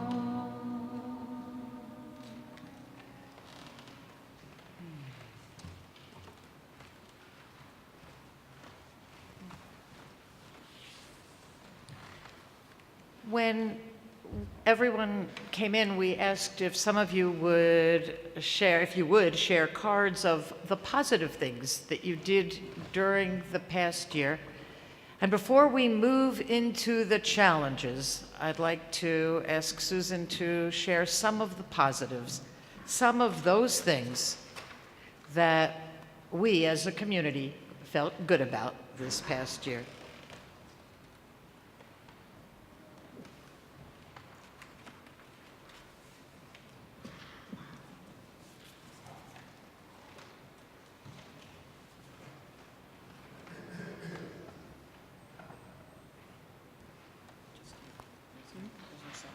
song with it. Okay. No song. Just you. Feel good about continuing to push on. Have the stamina to continue believing in the possibility of changes. I feel good about I stopped watching the news obsessively. I reached out to an old friend who is in trouble to give her support.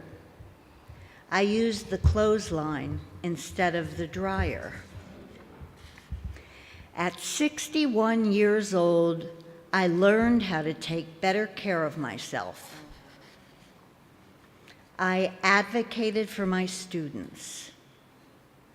I supported my partner through medical challenges.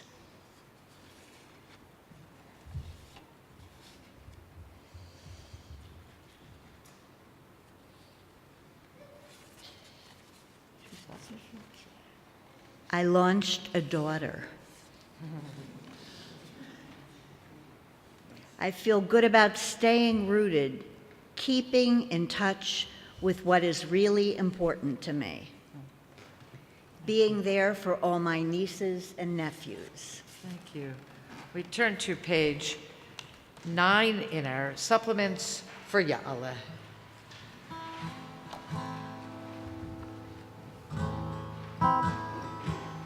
Yahweh Tahanunenu, Hanunenu, Mierev, V'yavo, Shavatenu, Shavatenu, Miboker, V'yeraheh, Rinunenu, Rinunenu, Adarev, Yahweh, Koleinu, Koleinu me'erev v'yavo tzidkatenu, tzidkatenu miboker v'yeraheh pidyoneinu, pidyoneinu ad arev Ya'aleh inuyenu, inuyenu me'erev v'yavo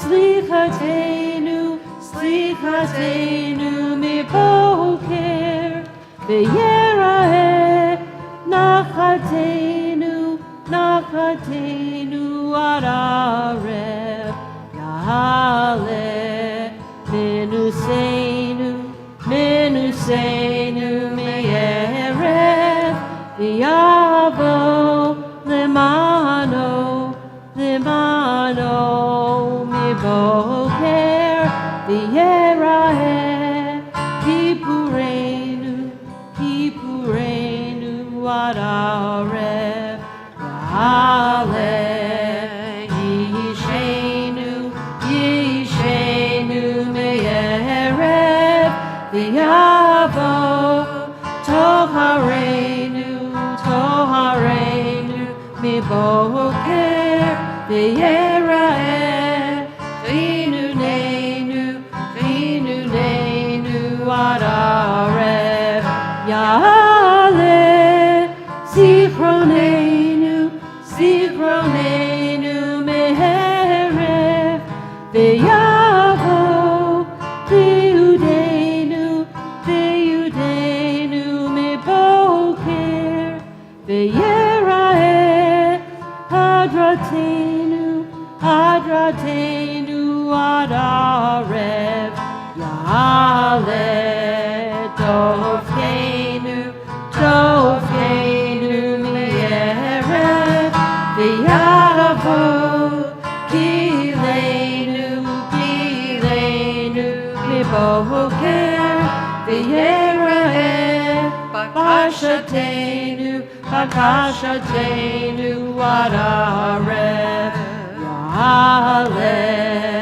enkatenu, enkatenu me'erev v'yavo elecha, elecha miboker v'yeraheh eleinu, eleinu ad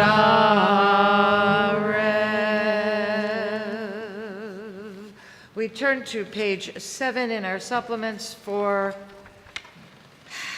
the 13 attributes. We take in the 13 attributes of God as if we were taking them into ourselves one by one by one. So as the ark is opened and we stand for the 13 attributes in body or in spirit, imagine taking in the patience, the forbearance, the kindness, the awareness, the love that's there in the universe for us to take. Please stand for the 13 attributes.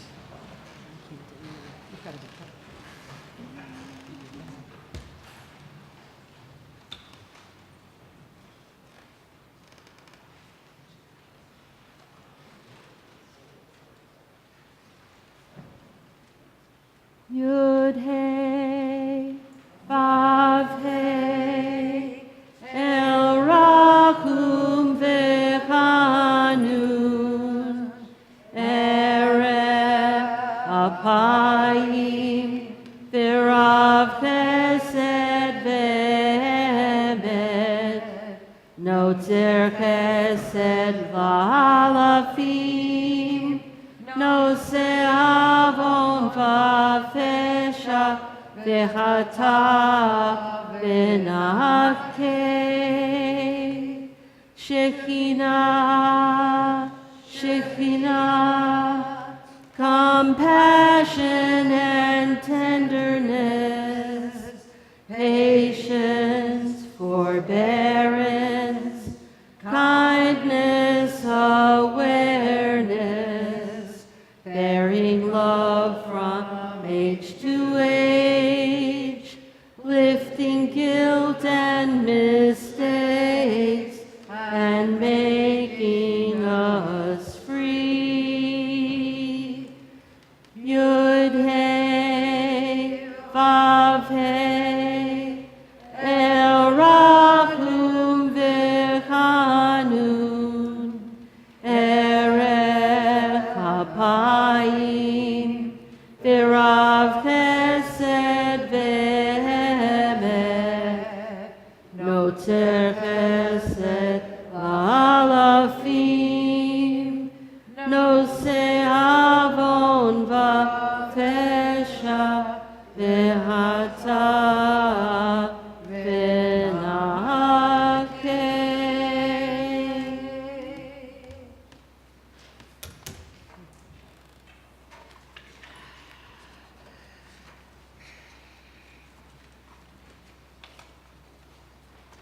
Please be seated.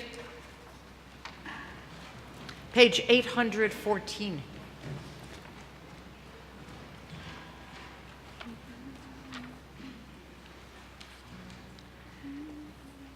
Shema Koleinu, Adonai Eloheinu, Chus v'rachem aleinu, v'kabel berachamim uvratzon, et tefillatenu. Hashivenu, Hashivenu, Adonai Elecha, v'nashula,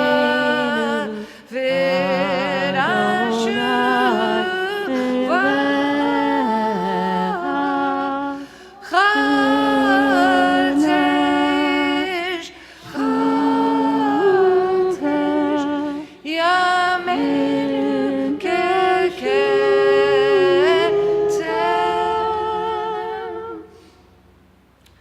Al tashlichenu milfanecha, v'ruach kodshecha al tikach mimenu.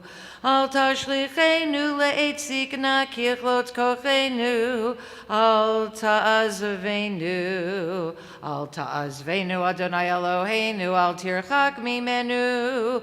Aseh imanu ot l'tova, vayiru sonenu v'yevoshu. Ki ata Adonai azartanu, v'nichamtanu. Amarenu ha'azina Adonai bina chagigenu. Yihiyu l'ratzonim refinu. V'hegion libenu lefanecha Adonai tsurenu v'goalenu. Ki lecha Adonai hochalnu ata ta'aneh Adonai Eloheinu. Page 11 in the supplement. Ki anu amecha. Ki anu amecha v'ata Eloheinu. Anu vanecha v'ata avinu. Anu avadecha v'ata Adoneinu. Anu tehalecha v'ata chelkeinu. Anu nachlatecha v'ata goraleinu. Anu tonecha v'ata roeinu. Anu charmecha v'ata notreinu. Anu fiulatecha v'ata yotreinu. Anu rayatecha v'ata dodeinu. Anu segulatecha v'ata keroveinu. Anu amecha v'ata malkeinu. Anu me'amirecha v'ata mamireinu. Foot of the page. are Blowing dust, you are wind. We are open hands, you are spirit. We are the millstone, you are water. We are fertile ground, you are gardener. We are the search for words, you are clarity. We are every kind of laugh, you are joy. You are blowing dust, we your wind. You are open hands, we your spirit. You are the millstone, we your water. You are fertile ground, we your gardener. You are the search for words, we your clarity. You are every kind of laugh, we your joy.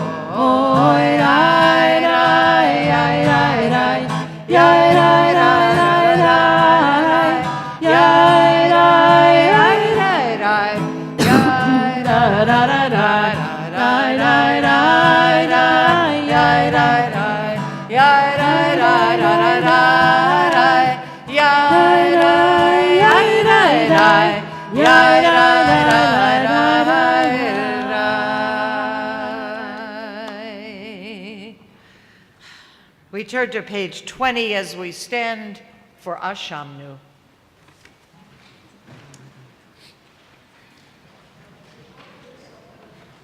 It's not. Page 820, it's got to be the book. Oh, okay. Because we wrote the okay first, but it's second. Okay. Yeah. Okay. That's all right. I'm not on something anyway.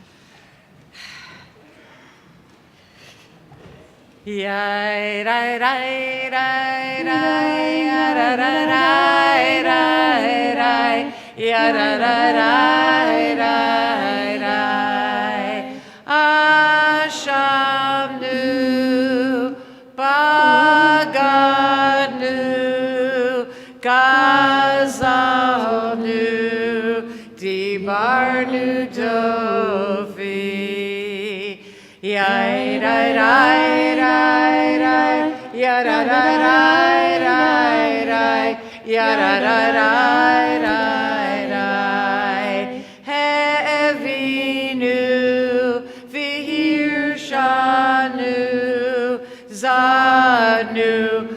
Tamasnu, Tafalnu Shaker.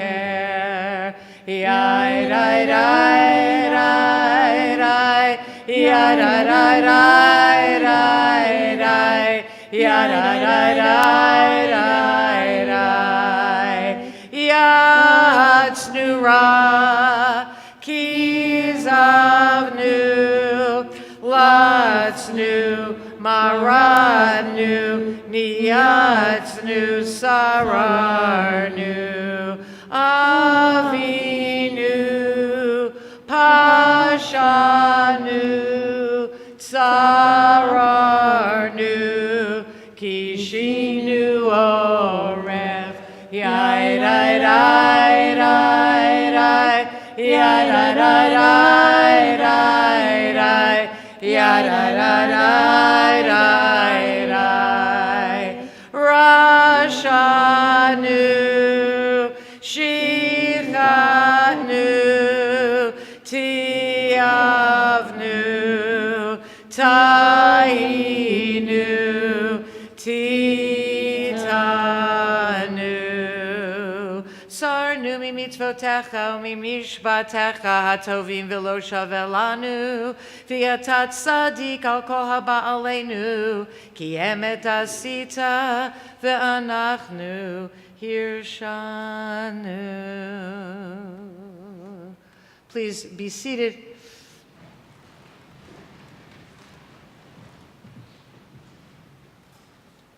We will be dividing our alchet into two.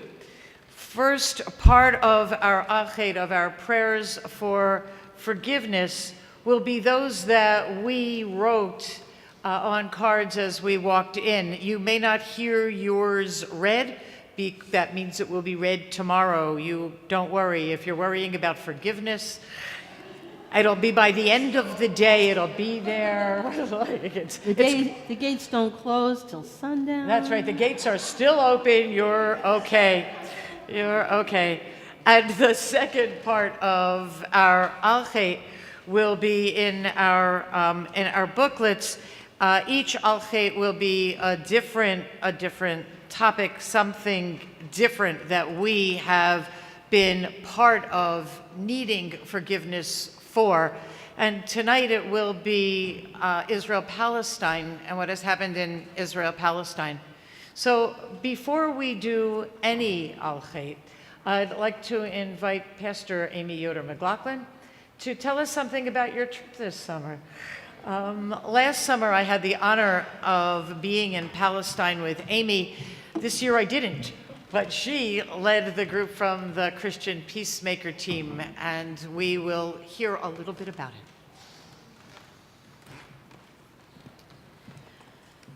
It was good to travel again to the West Bank with Jews and Christians. It was another year for me as the delegation leader to walk alongside folks who were seeing occupation for the first time. It was another year to witness the ways that occupation has become more entrenched there.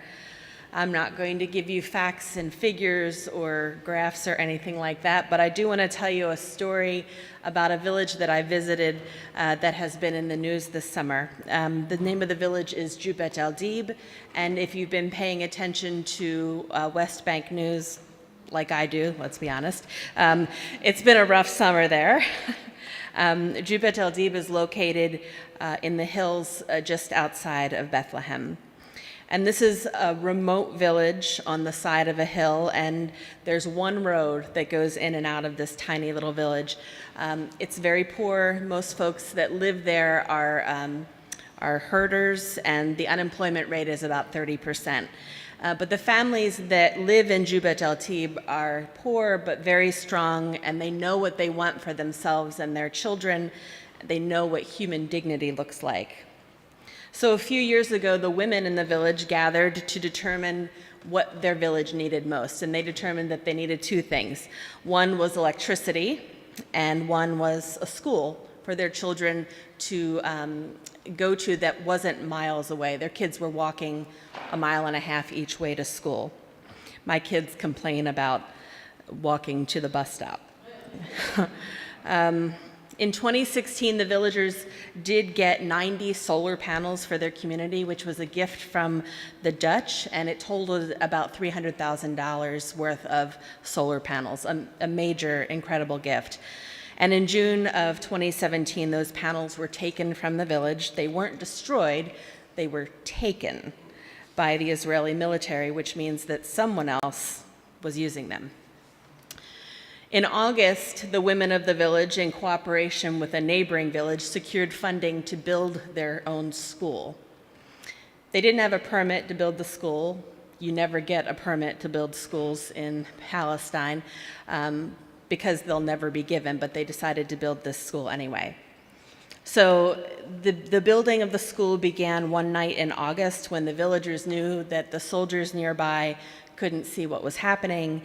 And by the time the sun came up, the building made up of these little metal trailers, the building was well on its way. But then as the sun began to set, the military arrived along with the residents of the nearby settlement outpost, and part of the military surrounded this little village of Jubet al-Dib, while the other group of soldiers headed to the school with bulldozers. The other nearby village that was building the school in cooperation with them tried to stop the demolition, but the villagers from Jubet al-Dib couldn't protest with them. They were surrounded. So on the first day of school, the children went to a makeshift military tent on the spot where the school had been the day before. And they had their first day of school in the blazing sun and desert heat. There was no water for them. There was no decent shade. There were no restrooms for the children to use. I happened to be at this village on the first day of school. You can imagine the distress of these mothers. Their work in the school, which spanned several years, was destroyed in just a few short minutes. And their voices, these women's voices, which had been central to this project for years, were drowned out by men making accusations against each other. The demolition of the school was among the first school demolitions in the West Bank. 3 schools were demolished this fall. But the demolition of this school created a deep division between the village of Jubet al-Dib and the neighboring village partner. The neighbors thought that Jubet al-Dib had intentionally not come down to try to stop the demolition. The neighbors thought that the choice of the location was bad, and that's why the demolition happened. They thought the folks of Jubet al-Dib, that because they were more poor than this village, must be not as smart. So simply put, it did not occur to these people that the occupation was to blame for the demolition of the school. The inability of Palestinians to determine their own future without consequence was the problem, not the location of the school. That wasn't the problem. The military orders to demolish was the problem, not the villagers who couldn't stand in front of bulldozers. Now, I have seen a lot of heartbreak in Palestine, and I know that my saying this comes from a place of privilege, but it never occurred to me just how insidious occupation was until I saw how it turned Palestinians against each other. The design of the occupation is not just to cause hate between the occupied and the occupier, but to cause Palestinians to hate each other. Occupation divides lands, loyalties, and the hearts of people. It cannibalizes energy and drains hope. So I took this trip to Jubet al-Dib with my friend Hamed, and he showed me the ways that occupation destroys the hearts and spirits of Palestinians, especially in communities like Jubet al-Dib, which is backed up against a settlement outpost. And he showed me how this impacts, how folks who are impacted most directly by occupation experience their lives. But the other thing that Hamed demonstrated to me was ways that people can keep hope pumping into these communities. So Hamed has created this community of people that help him provide funding for the school and the solar panels and things like that. So what Hamed does in his spare time is organizes fundraisers all over the world. So 2 weeks after the school was destroyed, the villagers decided that they wanted to build the school again in the exact same location that it was in. So Hamed made sure they had supplies, and when the sun went down one Friday night, the workers turned up and they built a school. This time, instead of building it with metal trailers that could easily be removed, they built this school with brick and mortar. And when the soldiers came out on Saturday night with tear gas, and they brought an order of demolition, but they didn't demolish. And Hamed was able to get a stay to prevent the demolition, which means that these kids have 5 years where they can study and learn in their own community. So for now, there's hope. For now, kids are safe. And for now, Jubet el-Dib has a little victory and a little hope to hold on to. I was so captivated and impressed with the ways that Hamed uses his power and networks to create opportunities for dignity in his Palestinian communities. And I'm really excited that we'll have an opportunity to meet him in Philadelphia in 2 weeks. So there's a fundraiser on October 14th in collaboration with Jewish Voice for Peace, American Friends Service Committee, Christian Jewish Allies, Germantown Mennonite, Tikkun Olam, and St. Martin's in the Field. So there'll be an opportunity to hear more stories of hope, more stories of overcoming occupation in incredible subversive ways. And perhaps it's even an opportunity for us to have an infusion of hope when our own communities seem to be divided and isolated, and chaos seems to be what's reigning supreme right now. So tonight, as you welcome in fasting and repentance, I pray that you find spaces of hope and light for you and those that you love, just as Jubet el-Dib has found some temporary hope. May we too find hope again. Amen. Mm-hmm.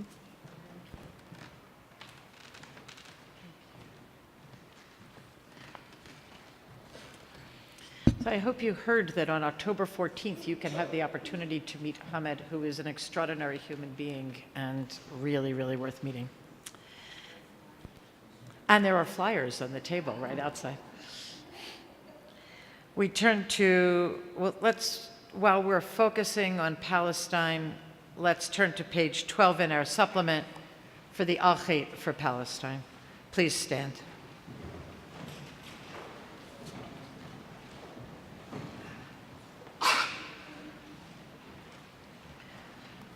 Al-Khait shechatanu lefanecha, together, for using sacred Jewish spiritual tradition to justify political nationalism and militarism. V'al-Khait shechatanu lefanecha, for promoting an image of Jews as victims entitled to all of Palestine, leading to the Nakba and the occupation of Gaza and the West Bank.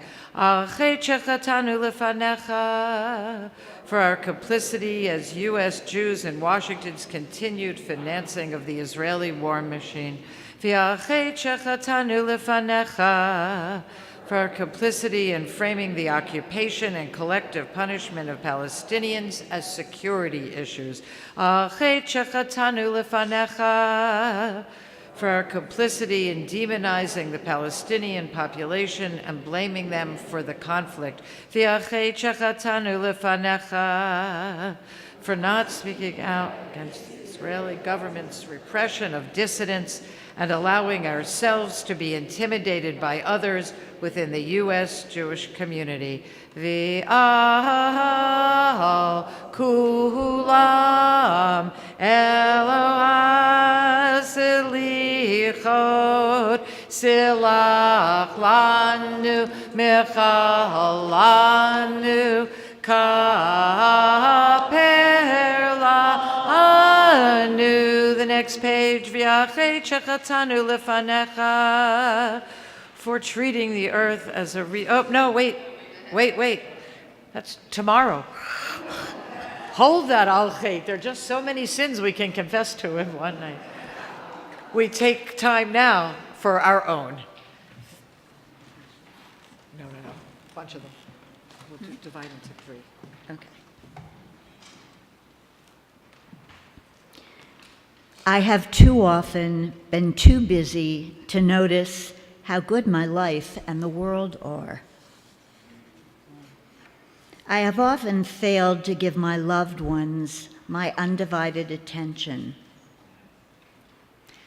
I'd like to leave behind my tendency to see the negative and to judge and criticize others. I gave in too easily to an identity as an infirm person. I used it as an excuse not to do things that were hard or unfamiliar. I should have pushed myself harder. I didn't offer enough people an open heart. V'yahal kulam Elohai selichot silach lanu michal lanu kaper lanu. I buried my feelings and didn't advocate for myself at work. I want to forget the physical pain of this past year. Being angry at a friend who was in pain. Also, feeling like I didn't do enough to combat the evil in DC. Anger that things aren't different instead of letting go. And waiting too long to visit sick friends and relatives. V'yahal kulam Elohai selichot silach lanu michal lanu kaper lanu. Forgiveness for not deepening my relationships with others. Outrage at Trump, corporate America, hate that interferes with feeling hope and working toward it. I want to reduce my anger. I responded with frustration rather than compassion. I leave behind anger, self-criticism, and negative energy which pulls me into doubt. I ask forgiveness for not granting forgiveness to my friend.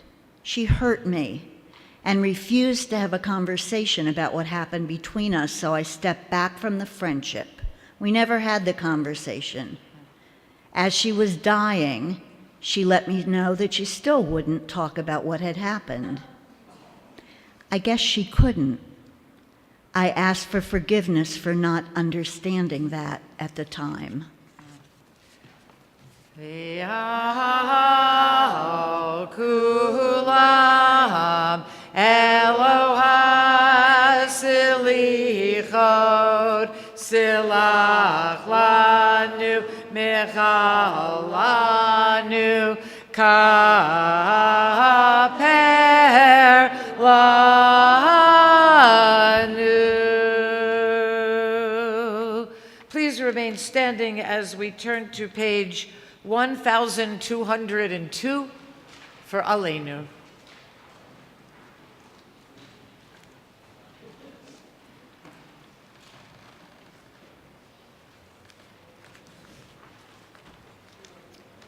Aleinu l'shabeach l'adon hakol, l'atei gedula liotzer breishi, shenatan lanu Torah temet, v'chaye olam nata betochenu, va'anachnu korim, u'mishtacharim u'modim, lifnei melech, Malchei hamlachim, HaKadosh Baruch Hu. Jonathan.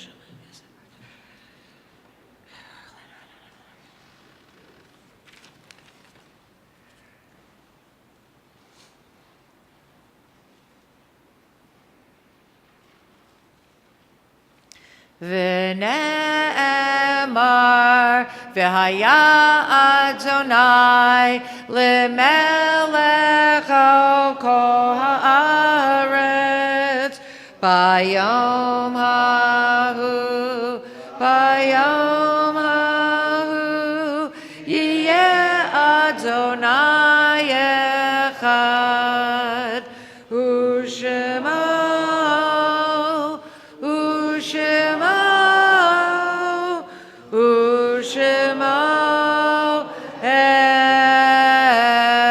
echad. Please be seated. We turn to page 16 in our supplements. As we move towards the mourner's Kaddish, we do so by first listening to the words of my dear friends. Lisa Jo. Yeah, come up, please.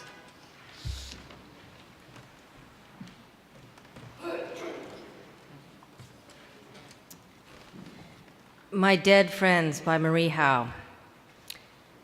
I have begun, when I'm weary and can't decide an answer to a bewildering question, to ask my dead friends for their opinion. And the answer is often immediate and clear. Should I take the job? Move to the city? Should I try to conceive a child in my middle age? They stand in unison, shaking their heads and smiling. Whatever leads to joy, they always answer. To more life and less worry. I look into the vase where Billy's ashes were. It's green in there, a green vase. And I ask Billy if I should return the difficult phone call, and he says yes. Billy's already gone through the frightening door. Whatever he says, I'll do. Thank you. That's great. Thank you. So when we reach Mourner's Kaddish on Kol Nidre, often there are many people in our hearts. So we'll just take a moment and go around, and if there's someone you're thinking of, someone you remember Kol Nidre night in particular, someone who's there for you tonight, please share their name. My Aunt Rhoda.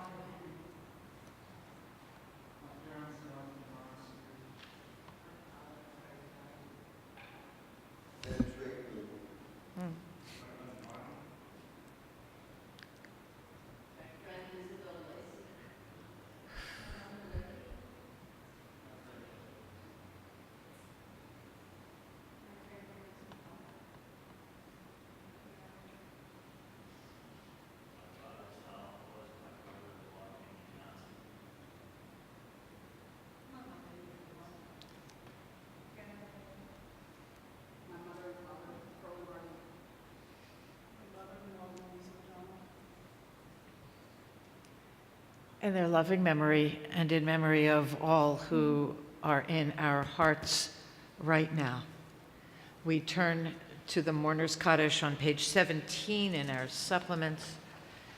If you're saying Kaddish or you'd like to stand for the Kaddish tonight, please stand.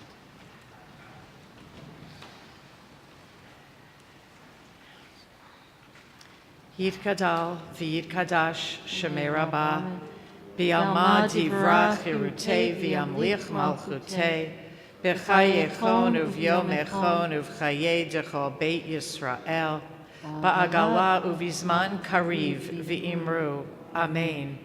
Yehei Shmei Rabbah mevarach li'olam u'lamei almaya Yitbarach v'yishtabach v'yitpa'ar v'yitromam v'yitnaseh v'yithadar v'yitalev v'yithalal shemei dekudashah b'rechu le'ela le'ela min kol birchata v'shirata tushbechata v'nechemata za'amiran bi'alma v'imru. Amen.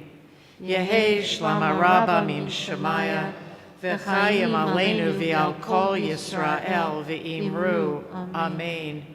Oseh shalom bimromav, hu ya'aseh shalom aleinu v'al kol Yisrael v'al kol Yishmael v'al kol yoshvei tevel v'imru. Amen. They are in our hearts. And we continue on the next page with the Mourner's Kaddish that Eliot wrote. And if there is someone in the larger world, the political realm, beyond people you know who you're thinking of now, say, tell. I'm thinking of everyone who has been killed recently in earthquake and hurricanes and just so much loss of life. We hold them all in our hearts. Last Tuesday night, a 16-year-old young man was killed 1 block from here in Yadishia.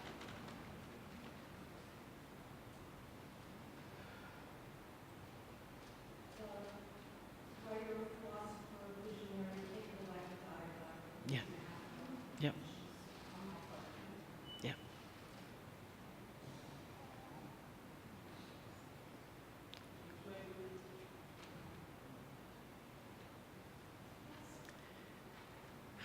And in their memory and in memory of all of those who died because of unnecessary violence, unnecessary guns,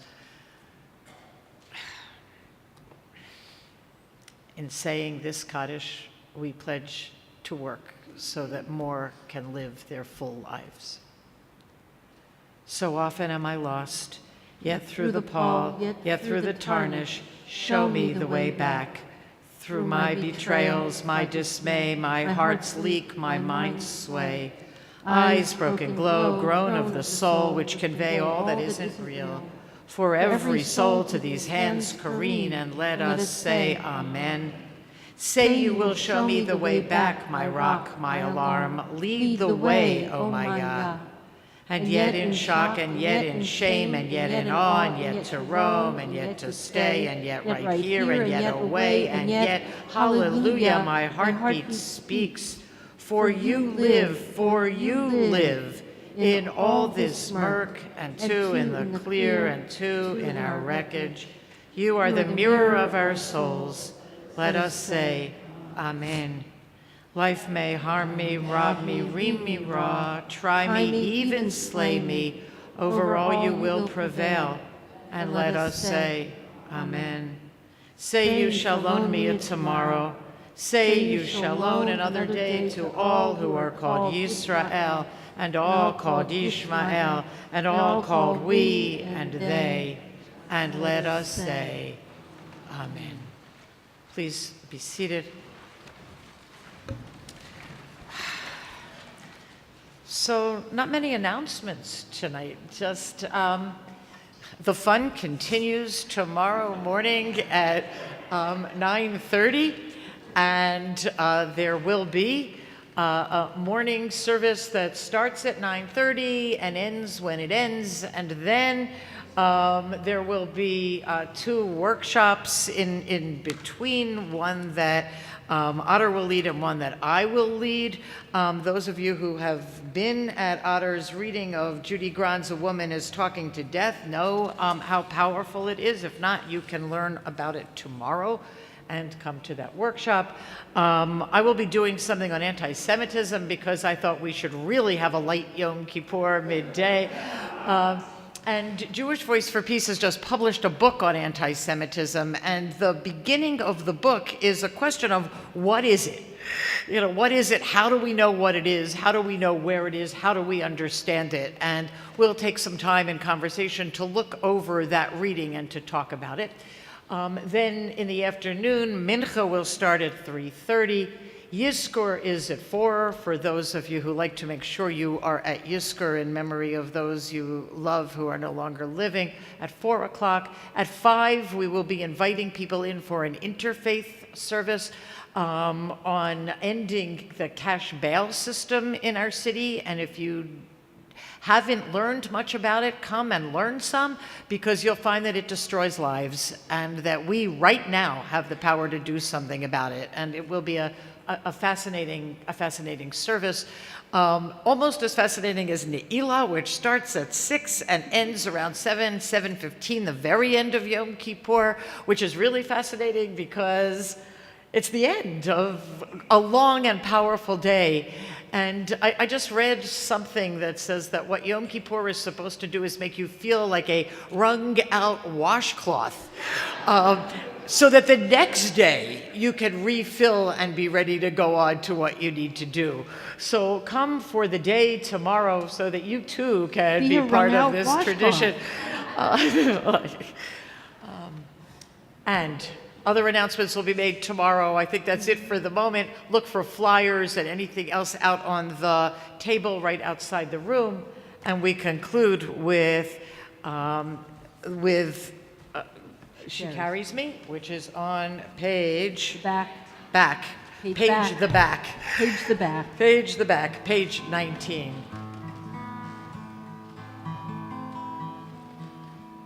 She is a boat, she is a light, high on a hill in dark of night. She is the way, she is the deep, she is the dark where angels sleep. When all is still and peace abides, she carries me to the other side. She carries me, she carries me. She carries me to the other side. And though I walk through valleys deep, and shadows chase me in my sleep, on rocky cliffs I stand alone. I have no name, I have no home. With broken wings I reach to fly. She carries me to the other side. She carries me, she carries me, she carries me to the other side. 1,000 arms, 1,000 eyes, 1,000 ears to hear my cries. She is the gate, she is the door, she leads me through and back once more. When day has dawned and death is nigh, she carries me to the other side.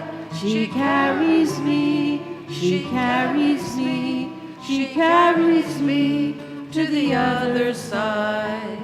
She is the first, she is the last, she is the future and the past. Mother of all, of earth and sky, she carries me to the other side. She carries me, she carries me, she carries me to the other side.